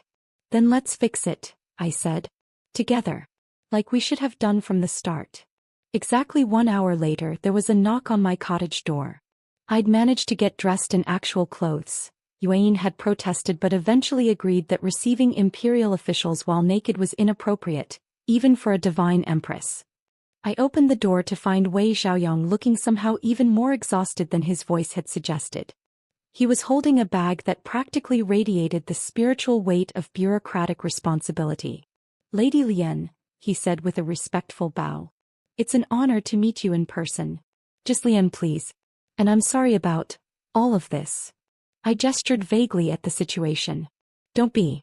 In the 10 years I've served Her Majesty, this is the happiest I've ever seen her. He smiled and it made him look younger. That's worth a few extra trade negotiations. A few. Bayuain called from inside. Try 17. Wei winced. 18 actually. The Northern Lords started a new dispute this morning. Of course they did. Bayuain appeared, now dressed in elegant robes that somehow made my simple cottage look even shabbier. Come in, Xiaoyang. Let's get this over with. We settled around my small table. An imperial empress, her chief advisor, and one former divine cultivator turned farmer. It was absolutely surreal. Wei pulled out document after document, and I watched in fascination as he efficiently summarized complex political situations. The Eastern Trade Coalition wants preferential tariff rates in exchange for exclusive trade agreements, he explained. The Western provinces are threatening to retaliate. Both sides are being unreasonable. Tell them both no, Bayuain said. No preferential treatment, no exclusive agreements. Free trade or no trade. They'll threaten too. Let them threaten. They need access to our markets more than we need their drama. She signed a document with a flourish. Next. The northern border lords are fighting over water rights again. Didn't we establish a water-sharing agreement 3 years ago? Yes, but Lord Qin claims Lord Zhang isn't honoring it. Send imperial auditors. Qin is right, fine Zhang. If he's lying, fine him instead. If they're both being idiots, fine them both and use the money to build more irrigation systems. Wei was scribbling notes furiously. Brilliant. Next. The provincial governors are requesting an increase in their operational budgets. Denied. We increased budgets last year. If they're overspending, that's a management problem, not a funding problem. The Imperial Academy wants funding for a new research wing. Approved. Education always gets funded. Next. I watched this rapid-fire decision-making with growing admiration. Bayuain was sharp, decisive, and clearly knew her empire inside and out. This was a side of her I'd never fully appreciated. What about the orphan welfare program expansion? Wei asked. They want to add facilities in the eastern provinces. Bayuain hesitated. What's the cost analysis?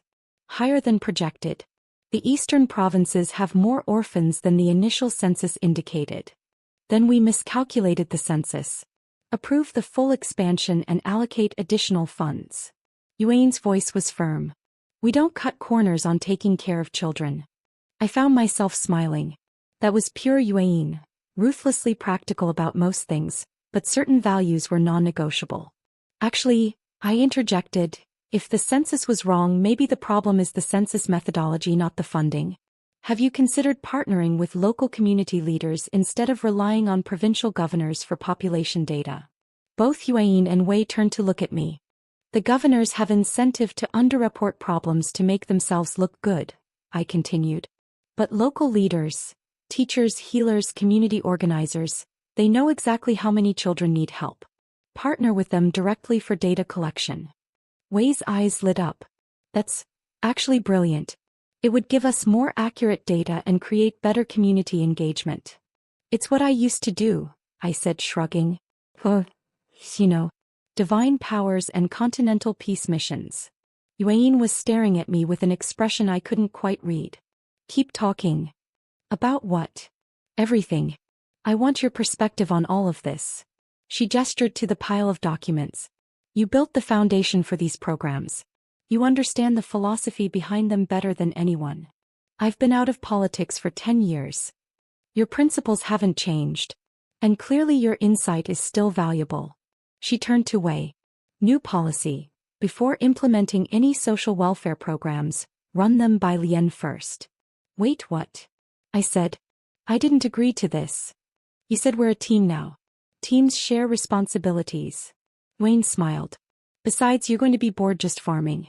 This gives you something meaningful to do. Wei was nodding enthusiastically. Lady Leian, if you're willing, your input would be invaluable.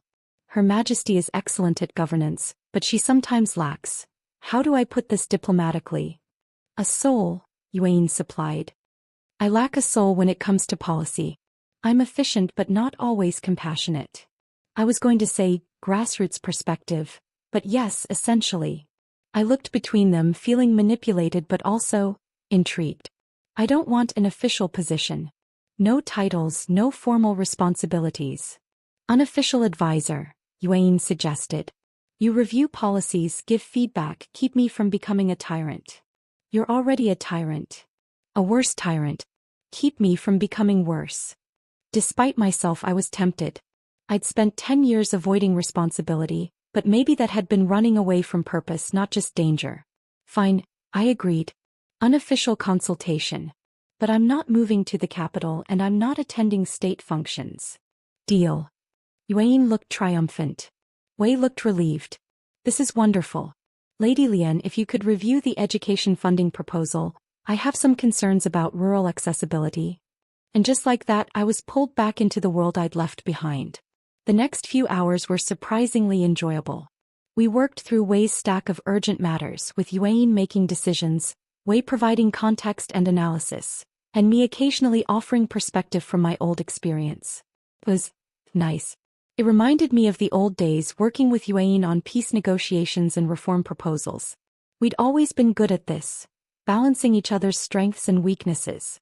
You two are terrifyingly efficient together, Wei observed at one point. We've accomplished more in 3 hours than I usually manage in a week. That's because Leian keeps me focused, Yuan said. Left alone, I either make decisions too quickly or overthink things for days. She balances me out. And she keeps me from getting too idealistic, I added. I'd fund everything and bankrupt the empire within a year. It's a beautiful partnership, Wei said, and he sounded genuinely happy about it. Which brings me to my next question. What's the plan for governance going forward? Yuan and I exchanged glances. I want to stay here, I said firmly. Not permanently in this cottage necessarily, but somewhere quiet. Away from the capital and court politics. I want to be wherever Leian is, Yuan said. But I also can't completely abandon imperial responsibilities. So a compromise, Wei suggested. Her Majesty maintains a presence in the capital for major events and decisions, but governs remotely otherwise. I handle day-to-day operations and implementation. Lady Leian provides policy consultation from your chosen residence. It could work.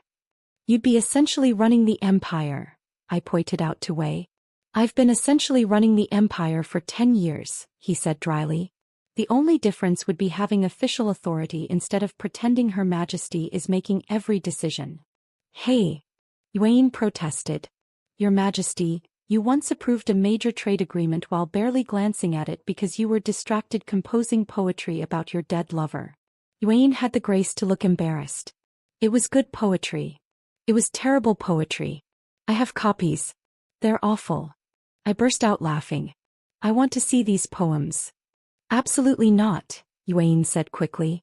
They're classified imperial documents. They're emotional torture made manifest, Wei corrected. I still have nightmares about the one comparing Her Majesty's grief to 1,000 dying sons. That was metaphorical. That was melodramatic. So here's what I propose, Wei said, getting serious again. Formalize the current arrangement. I become Prime Minister with full executive authority. Her Majesty remains Empress but functions more as a constitutional monarch, handling major decisions, representing the empire internationally, providing vision and direction. Lady Leian serves as unofficial policy consultant for social programs. That's a massive amount of power to give one person, I said cautiously. Which is why we'd establish oversight, Wei countered. An imperial council, regular reviews, term limits for my position. I'm not trying to usurp authority. I'm trying to create a sustainable governance system that doesn't require Her Majesty to sacrifice her personal happiness for bureaucratic minutiae. He looked at Yuan directly. Your Majesty, you've given 10 years to this empire. You've built something incredible. But you're burning out and everyone can see it. Let me carry more of the weight. Let yourself be happy. Yuan was quiet for a long moment. When she spoke, her voice was soft. You're essentially asking me to retire. I'm asking you to delegate, Wei corrected. You'd still be Empress. Still make the important decisions. But you'd also get to have a life outside of governance. Isn't that what you wanted? It is, she admitted. But it feels like abandoning my duty. It's not abandonment if you're ensuring continuity through proper delegation, I said gently.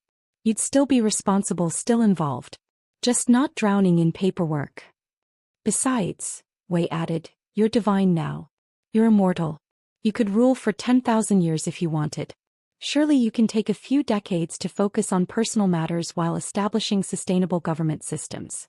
Yuan looked at me and I saw hope and fear warring in her eyes. What do you think? I think, I said carefully, that you've been carrying the world on your shoulders alone for too long. I think accepting help isn't weakness. And I think we could build something good here. A way for you to fulfill your responsibilities while also having the peaceful life we both want. She smiled and some of the tension left her shoulders.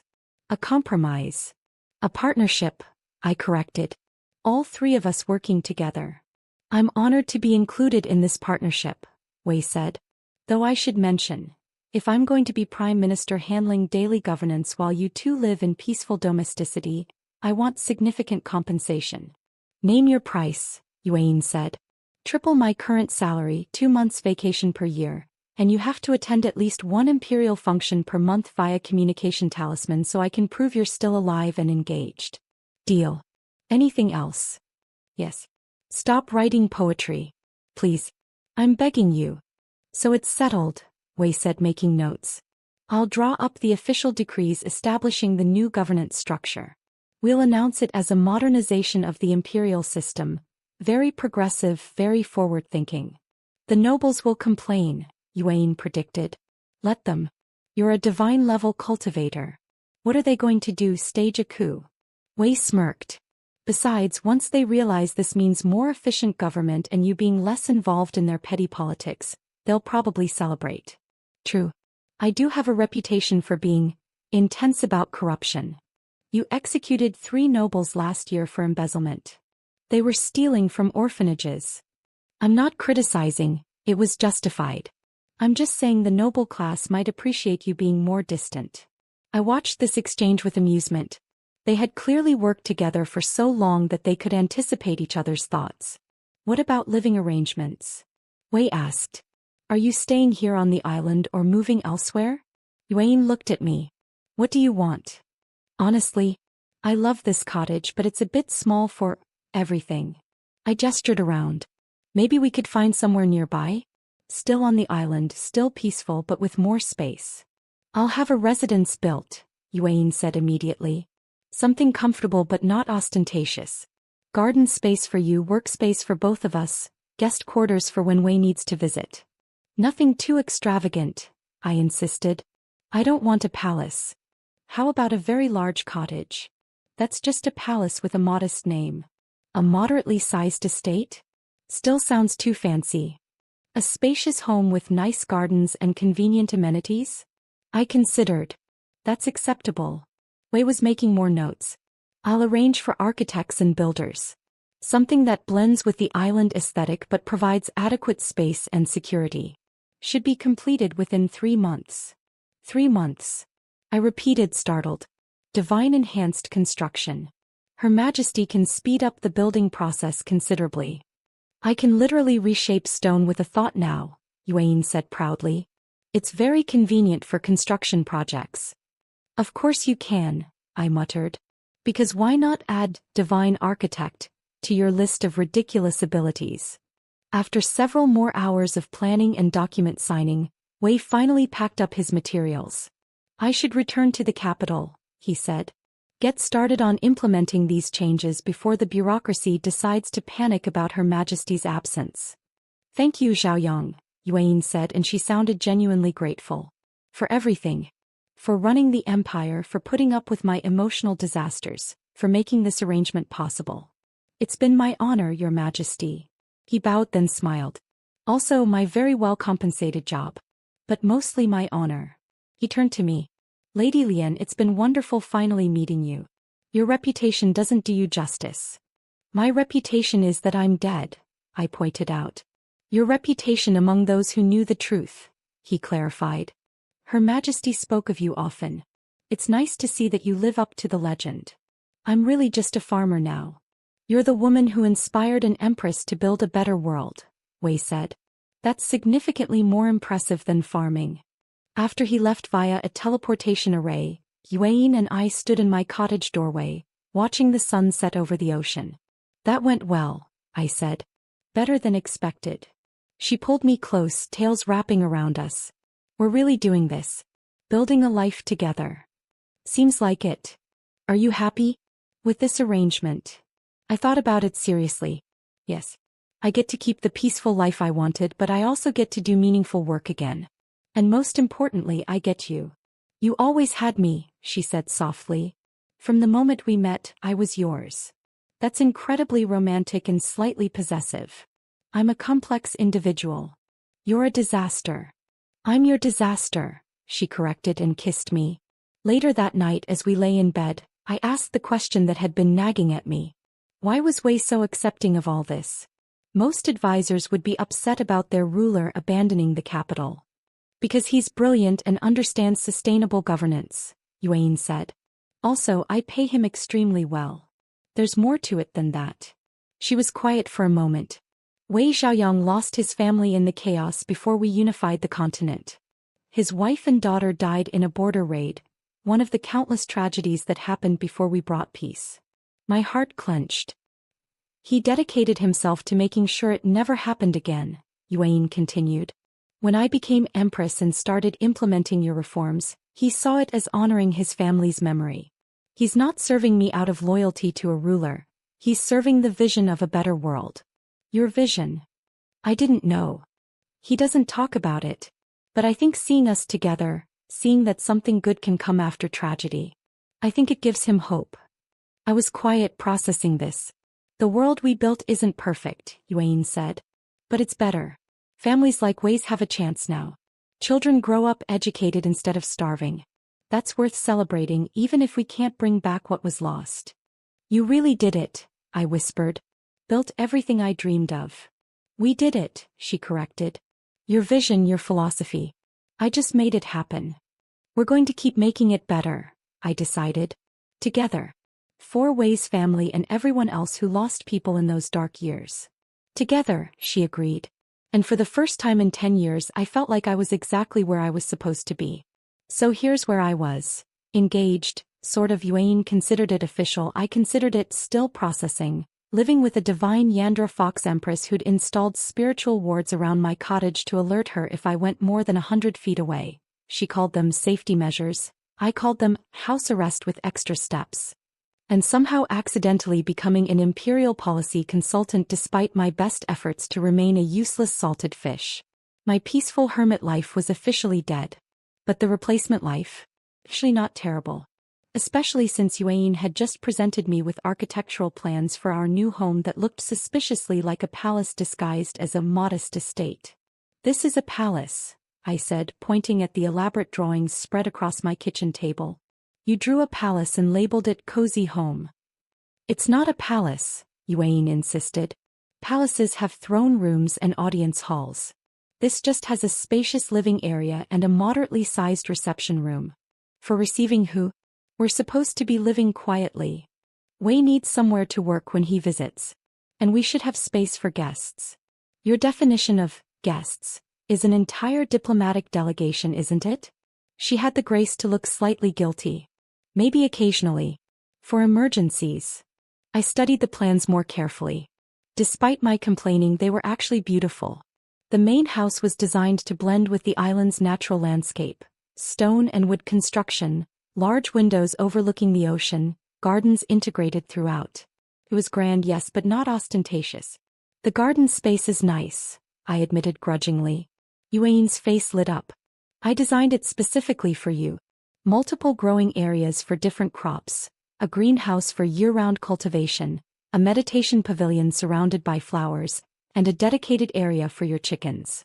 My chickens are getting dedicated space? Of course. Empress is an important member of our household. I stared at her. You've named my chicken in architectural plans. She's very assertive.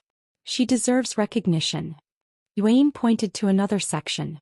And this is your personal workshop. I thought you might want space for your old hobbies. Calligraphy, painting, whatever you want. Despite myself, I was touched.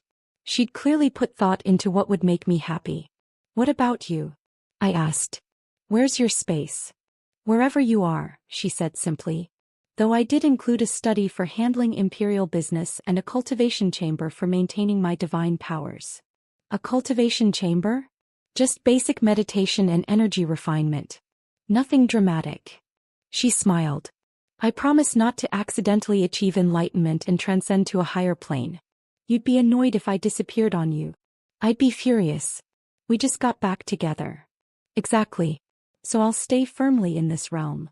She traced a finger along the plans. What do you think? Should we proceed? I looked at the drawings, the beautiful gardens, the comfortable living spaces, the thoughtful details that showed how much she wanted to build a real home for us. Yes, I said. Let's build it. but I want to help design the gardens personally. Deal. She pulled me into her lap, tails wrapping around us contentedly. We'll break ground next week. With divine construction techniques, it should be completed within 2 months. 2 months? That's impossible. I'm impossible. Haven't you learned that by now? True to her word, Bayuain began construction the following week. And construction was a loose term for what was essentially divine reality manipulation combined with an army of incredibly efficient workers. I watched in amazement as she literally reshaped the landscape with waves of her hand, smoothing hills, reinforcing cliffsides, creating a natural plateau for the main house. This seems excessive, I called out as she redirected a stream to flow through what would become our garden. Landscaping is important, she called back. Besides, I'm enjoying this. When was the last time I got to use divine powers for something fun instead of intimidating political rivals? The workers, a mix of skilled craftspeople from across the continent and some very confused locals who'd been hired for supplementary tasks, watched their empress literally moving earth and stone with casual gestures. Is this normal? One of the island carpenters whispered to me. Nothing about this situation is normal, I assured him. Within days, the foundation was complete. Within 2 weeks, the main structure was standing. Bayuain worked alongside the craftspeople, using her powers to enhance their work, strengthening joints, perfect cutting stone, ensuring everything was exactly to specification. You're actually good at this, I observed, watching her carefully position a support beam with telekinetic precision. I conquered nations, she said absently, focused on her work. Building a house is relaxing by comparison. No one's trying to assassinate me. Yet, one of her guards muttered. What was that? Nothing, Your Majesty. I found myself getting invested in the process. I spent hours designing the garden layout, choosing plants, planning the greenhouse.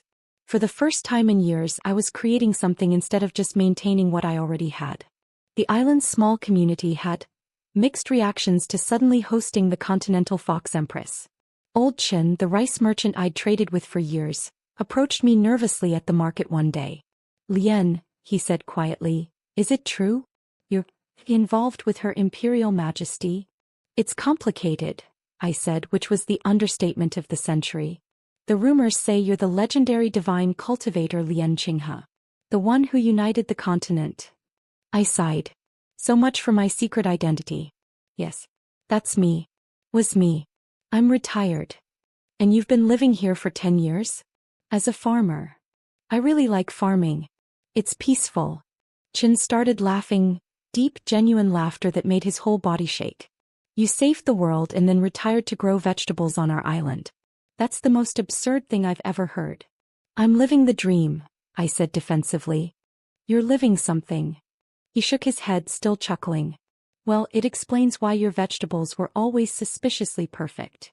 Word spread quickly after that. Within days, everyone on the island knew that old Leian the hermit farmer was actually a legendary figure, and the Empress herself was building a home here to be with her.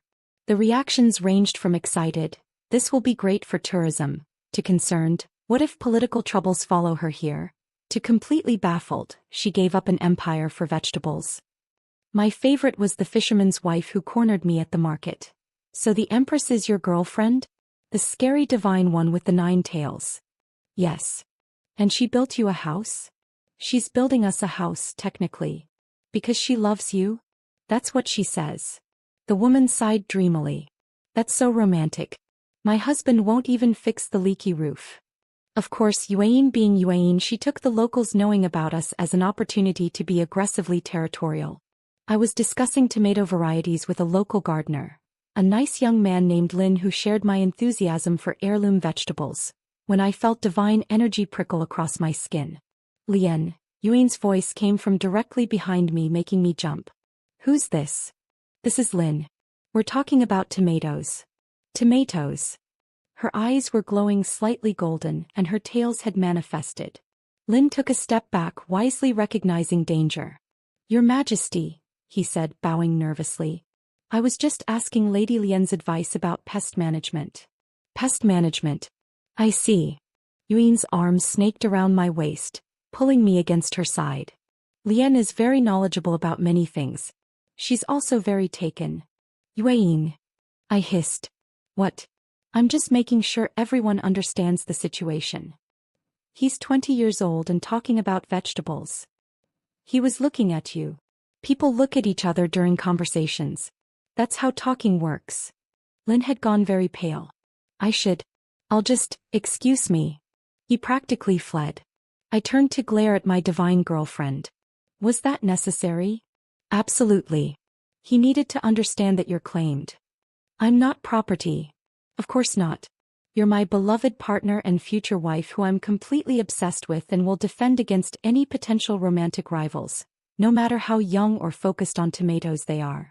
You're insane. I'm in love. There's a difference. A small one. Despite my annoyance, I found myself smiling. You were jealous of a conversation about pest management. I've waited 10 years to have you back, she said more seriously. Forgive me for being possessive about every moment of your attention. My irritation melted away. Just try to tone it down. I need to be able to have normal conversations with people. Define normal. Conversations that don't end with you manifesting divine power and territorial displays. I'll try, she said, not sounding convincing. But I make no promises if anyone flirts with you. No one's flirting. It's an island of 200 people, most of whom have known me for years. That fisherman smiled at you last week. Oh my gods, you're still on about the fisherman? He smiled 3 times, Leian. Despite the occasional absurdity, we settled into a surprisingly comfortable routine. Mornings were spent working on the new house. Me designing gardens, Bayuain handling construction and imperial correspondence. Afternoons were for rest and each other's company. Evenings often involved ways communication talismans and policy discussions. The education reforms are showing excellent results, Wei reported one evening via talisman. Literacy rates are up 15% in rural areas. That's wonderful, I said, genuinely pleased. What about the scholarship programs for disadvantaged students? Exceeding expectations. We've had to increase funding twice to accommodate demand. Increase it again, Bayuain said immediately. Education is always worth the investment. I squeezed her hand, proud of her commitment to these programs. Lady Leian, Wei continued, your suggestion about partnering with local leaders for orphan welfare data was brilliant. We've identified 300 children who fell through the previous reporting system. 300. My heart clenched. What's being done? All placed in care facilities or with foster families. Full support being provided. He paused. Your methodology is being implemented continent-wide. It's making a real difference. After Wei signed off, Bayuain pulled me into her arms. You're amazing. You know that. I just suggested asking the right people for information. You're making the empire better without even trying. Just by being yourself and caring about people. She kissed my forehead. This is why I fell in love with you. I thought you fell in love with me because I was powerful and could match you in combat. That was attractive, she admitted. But I fell in love because you used that power to protect people who couldn't protect themselves. Because you saw value in every life, not just the important ones. Because you made me want to be better than I was. You were always good, Yuri. You just hid it under ruthless pragmatism. You saw through the ruthlessness to who I actually was. No one else ever did that. Her tails wrapped around us both. I'm keeping you forever. You know that, right? I'm mortal. Forever might be optimistic. I'm working on that. I pulled back to look at her. What do you mean? Bayuain had the grace to look slightly guilty. I may have been researching methods to extend your lifespan. Bayuain. Don't Bayuain me. I'm immortal now. You're mortal. That's a problem with an obvious solution. The solution is not forcing immortality on me without asking. I wasn't going to force anything. I was just exploring options. For when you were ready to discuss it. I took a deep breath, trying to be rational. What kind of options? Well, there's the soul-binding ritual that would tie your lifespan to mine. Or I could share my divine essence to gradually transform your mortal body. Or there's a legendary fruit that grows in the celestial realm that grants immortality. Or, you've really thought about this. Leian, I've spent 10 years thinking you were dead. Now that I have you back, I'm not losing you to something as mundane as aging. She cupped my face gently. I want eternity with you. Is that so wrong? It's not wrong. It's just Big. Immortality is a huge decision. I know. Which is why I'm not pushing. But I want you to know the option exists. Whenever you're ready, if you're ever ready, we can discuss it. I thought about it seriously. About living for centuries, maybe millennia. About watching the world change while staying the same. About never having to leave Bayuain. I need time to think about it, I said finally. Take all the time you need. Well, all the time you have. Which hopefully will be extended, but... Bayuain. Right. Stopping now. She kissed me softly. No pressure. I promise. Thank you. Although just to mention, the soul-binding ritual is really quite beautiful. Very romantic. Lots of ceremonial fox fire and eternal vows. You're still talking. I'm excited about potential eternal partnership. Sue me. Despite the seriousness of the conversation, I found myself laughing. You're impossible. And you love me anyway. Unfortunately, yes. 6 weeks after construction began, our new home was complete. And despite my fears, it was actually perfect. Bayuain had kept her word. It was grand but not ostentatious, beautiful but comfortable. The main house was spacious without being palatial, with large windows that brought the outside in. My gardens were exactly as I'd designed them, already planted and thriving thanks to divine cultivation acceleration. Welcome home, Bayuain said, leading me through the front door. The interior was stunning. Natural materials, elegant but simple furniture, personal touches that showed how much thought she'd put into making this our space, not just a house. You put my terrible paintings on the walls, I said, noticing my old artwork from years ago. They're not terrible. They're charming. They're objectively bad. I have no artistic talent. They're yours. That makes them priceless. She pulled me toward the back of the house. Come see your workshop. The workshop she'd designed for me was beautiful. Large windows for natural light, storage for supplies, space for multiple projects. And on the main table, carefully preserved, were my old calligraphy brushes from my days as a cultivator. How did you get these? I whispered, touching them gently. I saved everything from your old residence. Kept it all in storage, hoping. She trailed off. Hoping someday you'd come back for them. I turned to her, tears in my eyes. You kept my things for 10 years. I kept everything. Your books, your clothes, your terrible pottery attempts from that one time you tried to learn ceramics. Those pots were structurally unsound. They were adorable. You were so proud of them. I pulled her into a kiss, pouring 10 years of gratitude and love and regret into it. When we broke apart, we were both crying. Thank you, I whispered, for not giving up on me. Even when you thought I was dead. Never, she said fiercely. I would have waited 1,000 years if I had to. You're so dramatic. You love it. I really do. That night we christened our new home properly. And by properly, I mean Bayuain carried me through every single room while kissing me senseless and explaining in detail exactly what we were going to do in each space. This is the bedroom, she said, laying me on the massive bed that definitely wasn't necessary for 2 people. Where I'm going to make sure you never regret coming back to me. I don't regret it, I said breathlessly. Good. But I'm going to make absolutely certain. Her tails spread across the bed, creating a canopy of silk and foxfire. Starting now. What followed was hours of reconnection, relearning, remembering. Every touch was a conversation, every kiss a promise. By the time we finally collapsed in exhausted contentment, the moon was high and my voice was hoarse from saying her name. I love our home, I said drowsily, curled against her side. Our home, she repeated, sounding pleased. I like that. No more running. No more hiding. This is where we belong. Together, she agreed, tails wrapping around us like a blanket. Together, I echoed and fell asleep feeling safer and happier than I had in a decade. I woke to sunlight streaming through floor-to-ceiling windows and the sound of waves crashing against the shore. For a moment I forgot where I was. This was too beautiful, too perfect to be real. Then Bayuain's tail draped across my waist and I remembered. New house. New life. New beginning. Good morning, Bayuain murmured, already awake and watching me with that soft expression she got sometimes. How does it feel? Waking up in our home. Perfect, I said honestly. It feels perfect. Good. Because we're never leaving.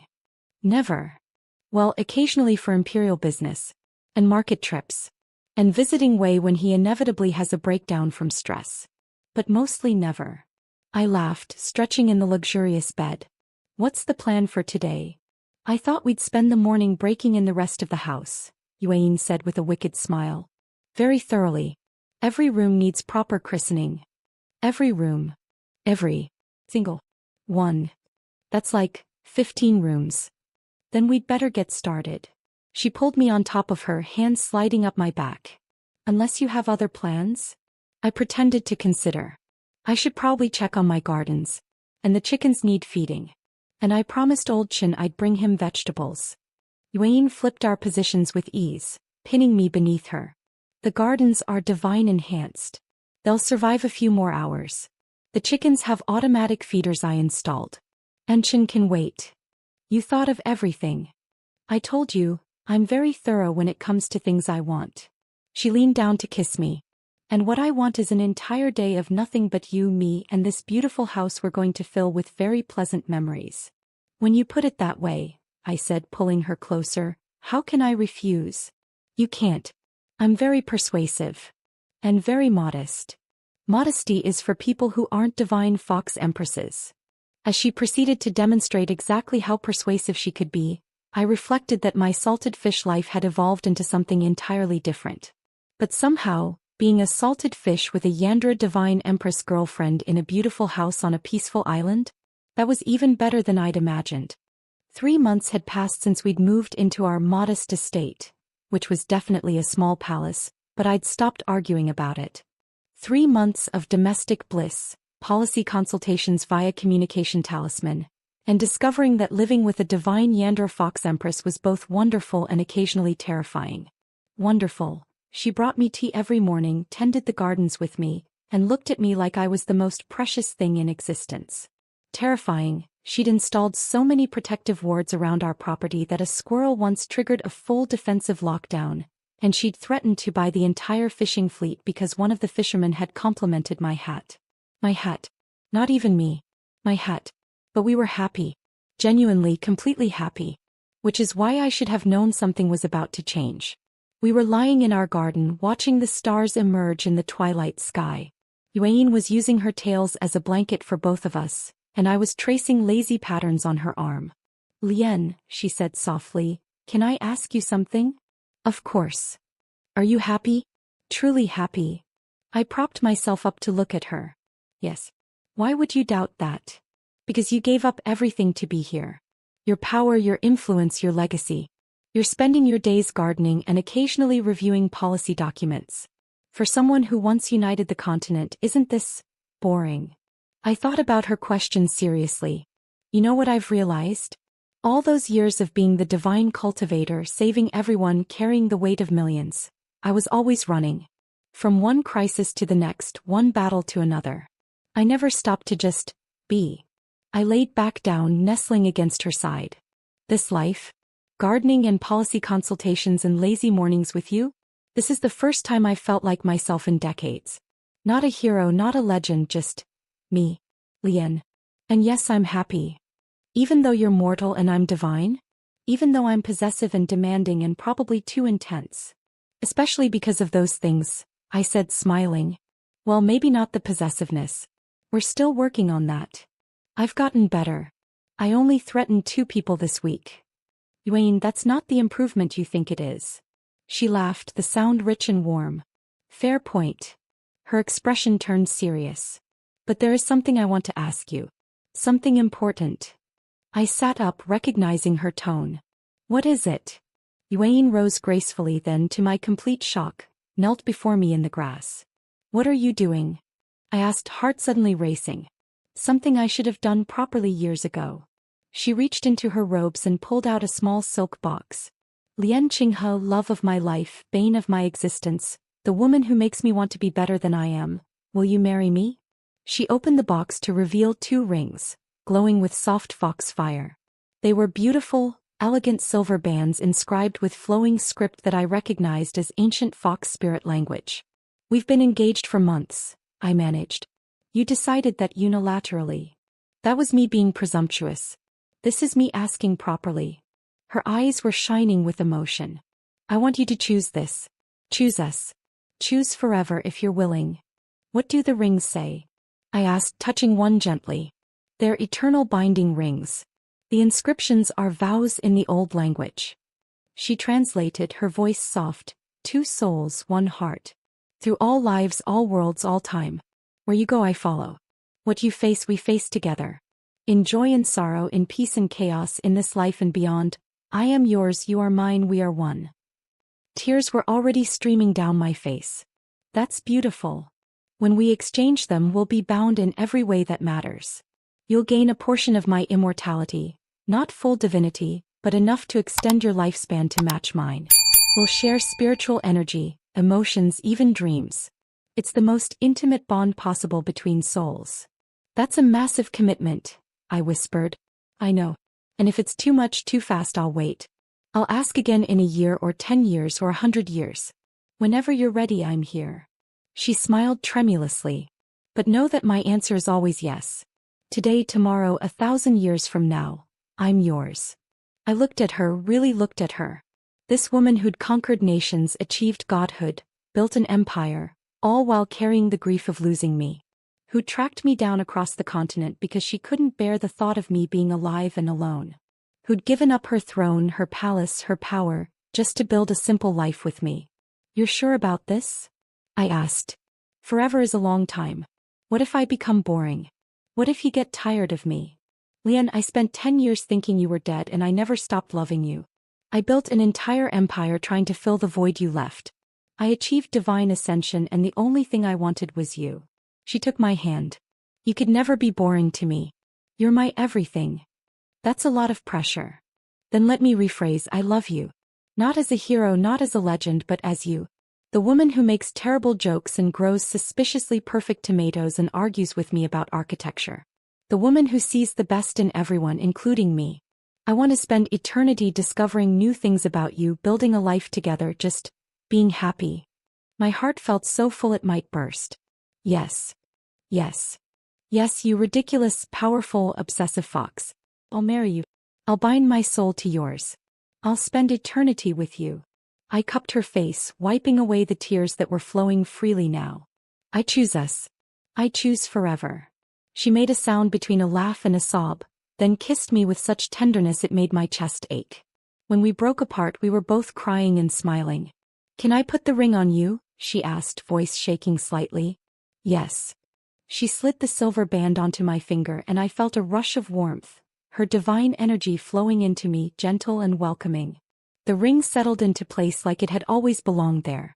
Your turn, I said, taking the second ring. My hands were trembling as I slid it onto her finger, and the moment it settled, I felt the bond snap into place. It was like a door opening in my heart.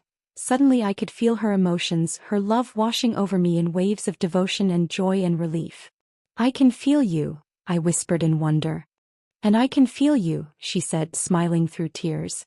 Your happiness, your love, your terrible anxiety about whether you made the right choice. I'm not anxious. Leian, I can literally feel your emotions now. You're absolutely anxious. I laughed because she was right. Okay, maybe a little. This is big. I just committed to eternity with someone who once threatened to buy an entire island because she didn't like how someone looked at me. In my defense, he was definitely flirting. He was 70 years old. Age doesn't preclude attraction. We dissolved into laughter, holding each other in the grass, the eternal binding complete. This is weird, I said after a moment. I can feel your emotions. You're ridiculously happy right now. I just married the love of my life. Of course I'm happy. She paused. Wait, you're feeling smug. Why are you smug? Because I can feel how obsessed with me you are. It's validating. I've never hidden my obsession. Yes, but feeling it directly is different. You're thinking about how you want to carry me to bed and, I blushed. Okay, that's very detailed. Bayuain grinned wickedly. The bond works both ways, beloved. I can feel what you're thinking about too. Now it was my turn to feel embarrassed as she picked up on my own increasingly interested thoughts. So, she said, standing and pulling me up with her, shall we properly celebrate our marriage? We're already married. Don't we need a ceremony or something? The ring exchange was the ceremony. In Fox spirit tradition, that's all that's required. A willing exchange of vows and binding. She kissed me softly. Though if you want a big celebration later, we can arrange that. Maybe something small. With Wei and a few friends. Whatever you want. She scooped me into her arms despite my protests. But right now, I want to carry my wife to bed and show her exactly how much I love her. You can't just carry me everywhere. I'm a divine cultivator. I can carry you anywhere I want. She was already walking toward the house. Besides, you like it. I do not. Leian, I can feel your emotions. You definitely like it. This bonding thing is going to be annoying, isn't it? Probably. But you love me anyway. I sighed dramatically, but I was smiling. I really do. I woke the next morning to the strangest sensation. I could sense Yuan's presence even though my eyes were closed. Not just her physical presence but her essence. I knew she was awake, watching me, feeling content and loving. This is going to take getting used to, I mumbled. Good morning to you too, wife. I could hear the smile in her voice. Wife. The word sent a little thrill through me which Yuan immediately picked up on through the bond. You like being called wife, she said, delighted. Stop reading my emotions. I can't help it. The bond is automatic. She pulled me closer. Besides, you're reading mine too. He was right. I could feel her happiness, her love, and underneath it, a deep contentment I'd never sensed from her before. You're more at peace than I've ever felt from you, I said softly. Because I finally have what I've always wanted. You safe, happy, and bound to me forever. She nuzzled my hair. I spent 10 years in chaos. Emotional, spiritual, political. Now I have peace. Real peace. We should probably tell Wei, I said. About the marriage. Already did. Sent him a message last night. When? We were busy last night. I'm capable of multitasking. At my expression she laughed. I sent it before we got distracted. His response was very diplomatic. What did he say? She produced a communication talisman. Wei's message read, Congratulations, Your Majesty and Lady Leian. Please register your marriage with the Imperial Archives at your convenience. Also, does this mean I should prepare announcements for the continental governments? And should I start planning a state wedding celebration? Please advise. Wei. He's so formal even in personal messages, I said, amused. He's been dealing with my dramatic emotional states for 10 years. This is probably a relief for him. At least now I'm dramatically happy instead of dramatically grieving. I composed a response. Wei, thank you for the congratulations. No state wedding necessary, we prefer privacy. But feel free to register it officially. Tell people we eloped. It's accurate enough. Leian. Eloped. Yuan raised an eyebrow. Is that what we're calling the eternal soul-binding ritual? It sounds more normal than we performed an ancient fox spirit ceremony that tied our souls together for eternity. Fair point. Wei's response came within hours. Message received.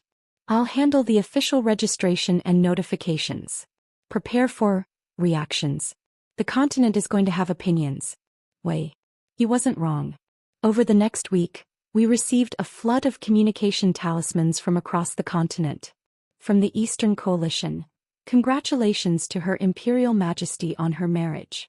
We hope this means she'll be more amenable to trade negotiations now that she's in a good mood. From the Northern Lords. Best wishes to the Empress and her bride.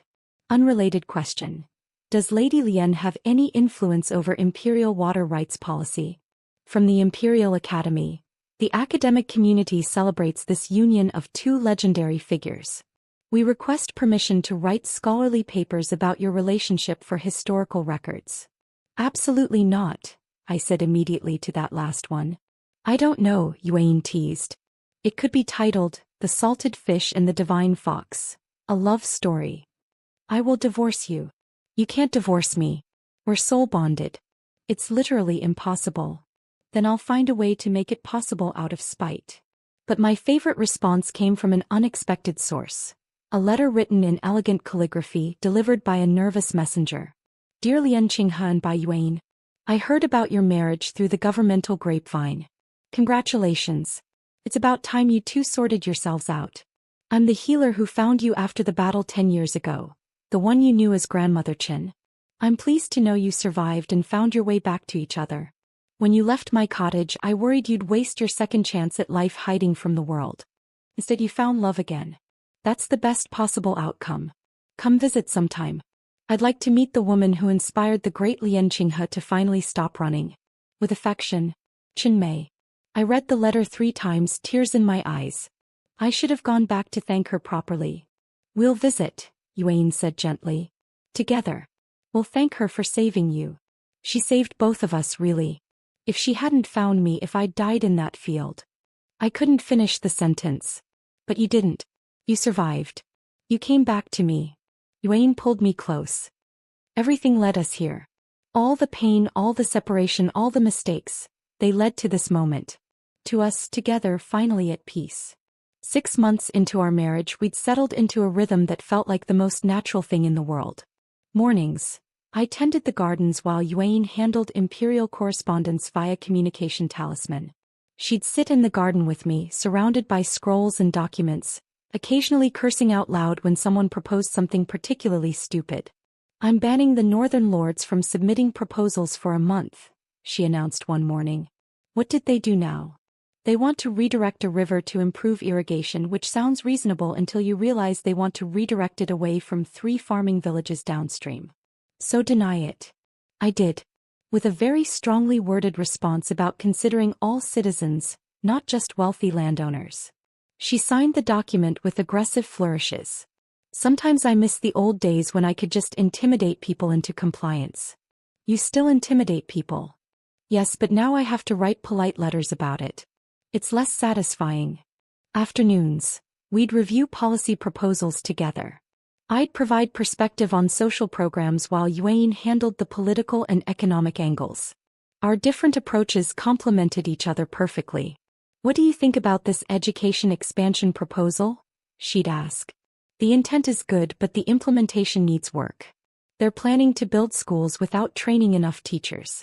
We need a teacher training program first, or the schools will be useless. Good point. I'll send that back with revision requirements. Evenings. We'd cook together. Bayuain had learned to cook, though she still used minor divine techniques to cheat. Eat on our terrace overlooking the ocean and talk about everything and nothing. I've been thinking about the immortality question, I said one evening. Bayuain went very still. And? The soul bond already extended my lifespan, right? To approximately match mine, yes. You won't age like a normal mortal anymore. Then I don't think I need anything else. We already have forever. That's enough. She smiled and I felt her relief and happiness through our bond. That's enough, she agreed. Night's will. Let's just say divine stamina combined with soul-bonded intimacy was its own kind of magic. Wei Xiaoyang visited once a month, always looking slightly less stressed than the previous visit. The new governmental system was working beautifully. He handled daily operations, Bayuain made major policy decisions, and I provided consultation on social programs. You look good, I told him during one visit. Healthy. Are you actually sleeping? I hired 3 assistant ministers, he said proudly. Delegated responsibilities. And I'm taking weekends off. Weekends off? Wei, that's amazing. It's revolutionary is what it is, Bayuain added. He used to work every single day. I learned from observing you too, Wei said. If the Divine Empress can retire to island life and the empire still runs smoothly, clearly the system doesn't require constant personal oversight. It requires good structure and capable people. You're the capable people, I pointed out. I'm part of a capable system now. Big difference. He pulled out a scroll. Speaking of which, I have good news. The orphan welfare programs have expanded to cover 98% of the continent. Literacy rates are at an all-time high. Economic prosperity is up. Crime is down. And we haven't had a major political crisis in 6 months. That's incredible, I said, genuinely amazed. It's the legacy you both built, Wei said simply. I'm just maintaining it. After he left, Bayuain held me close. We did it, she whispered. Built the world you dreamed of. We did it together, I corrected. You, me, Wei, thousands of people working toward the same goal.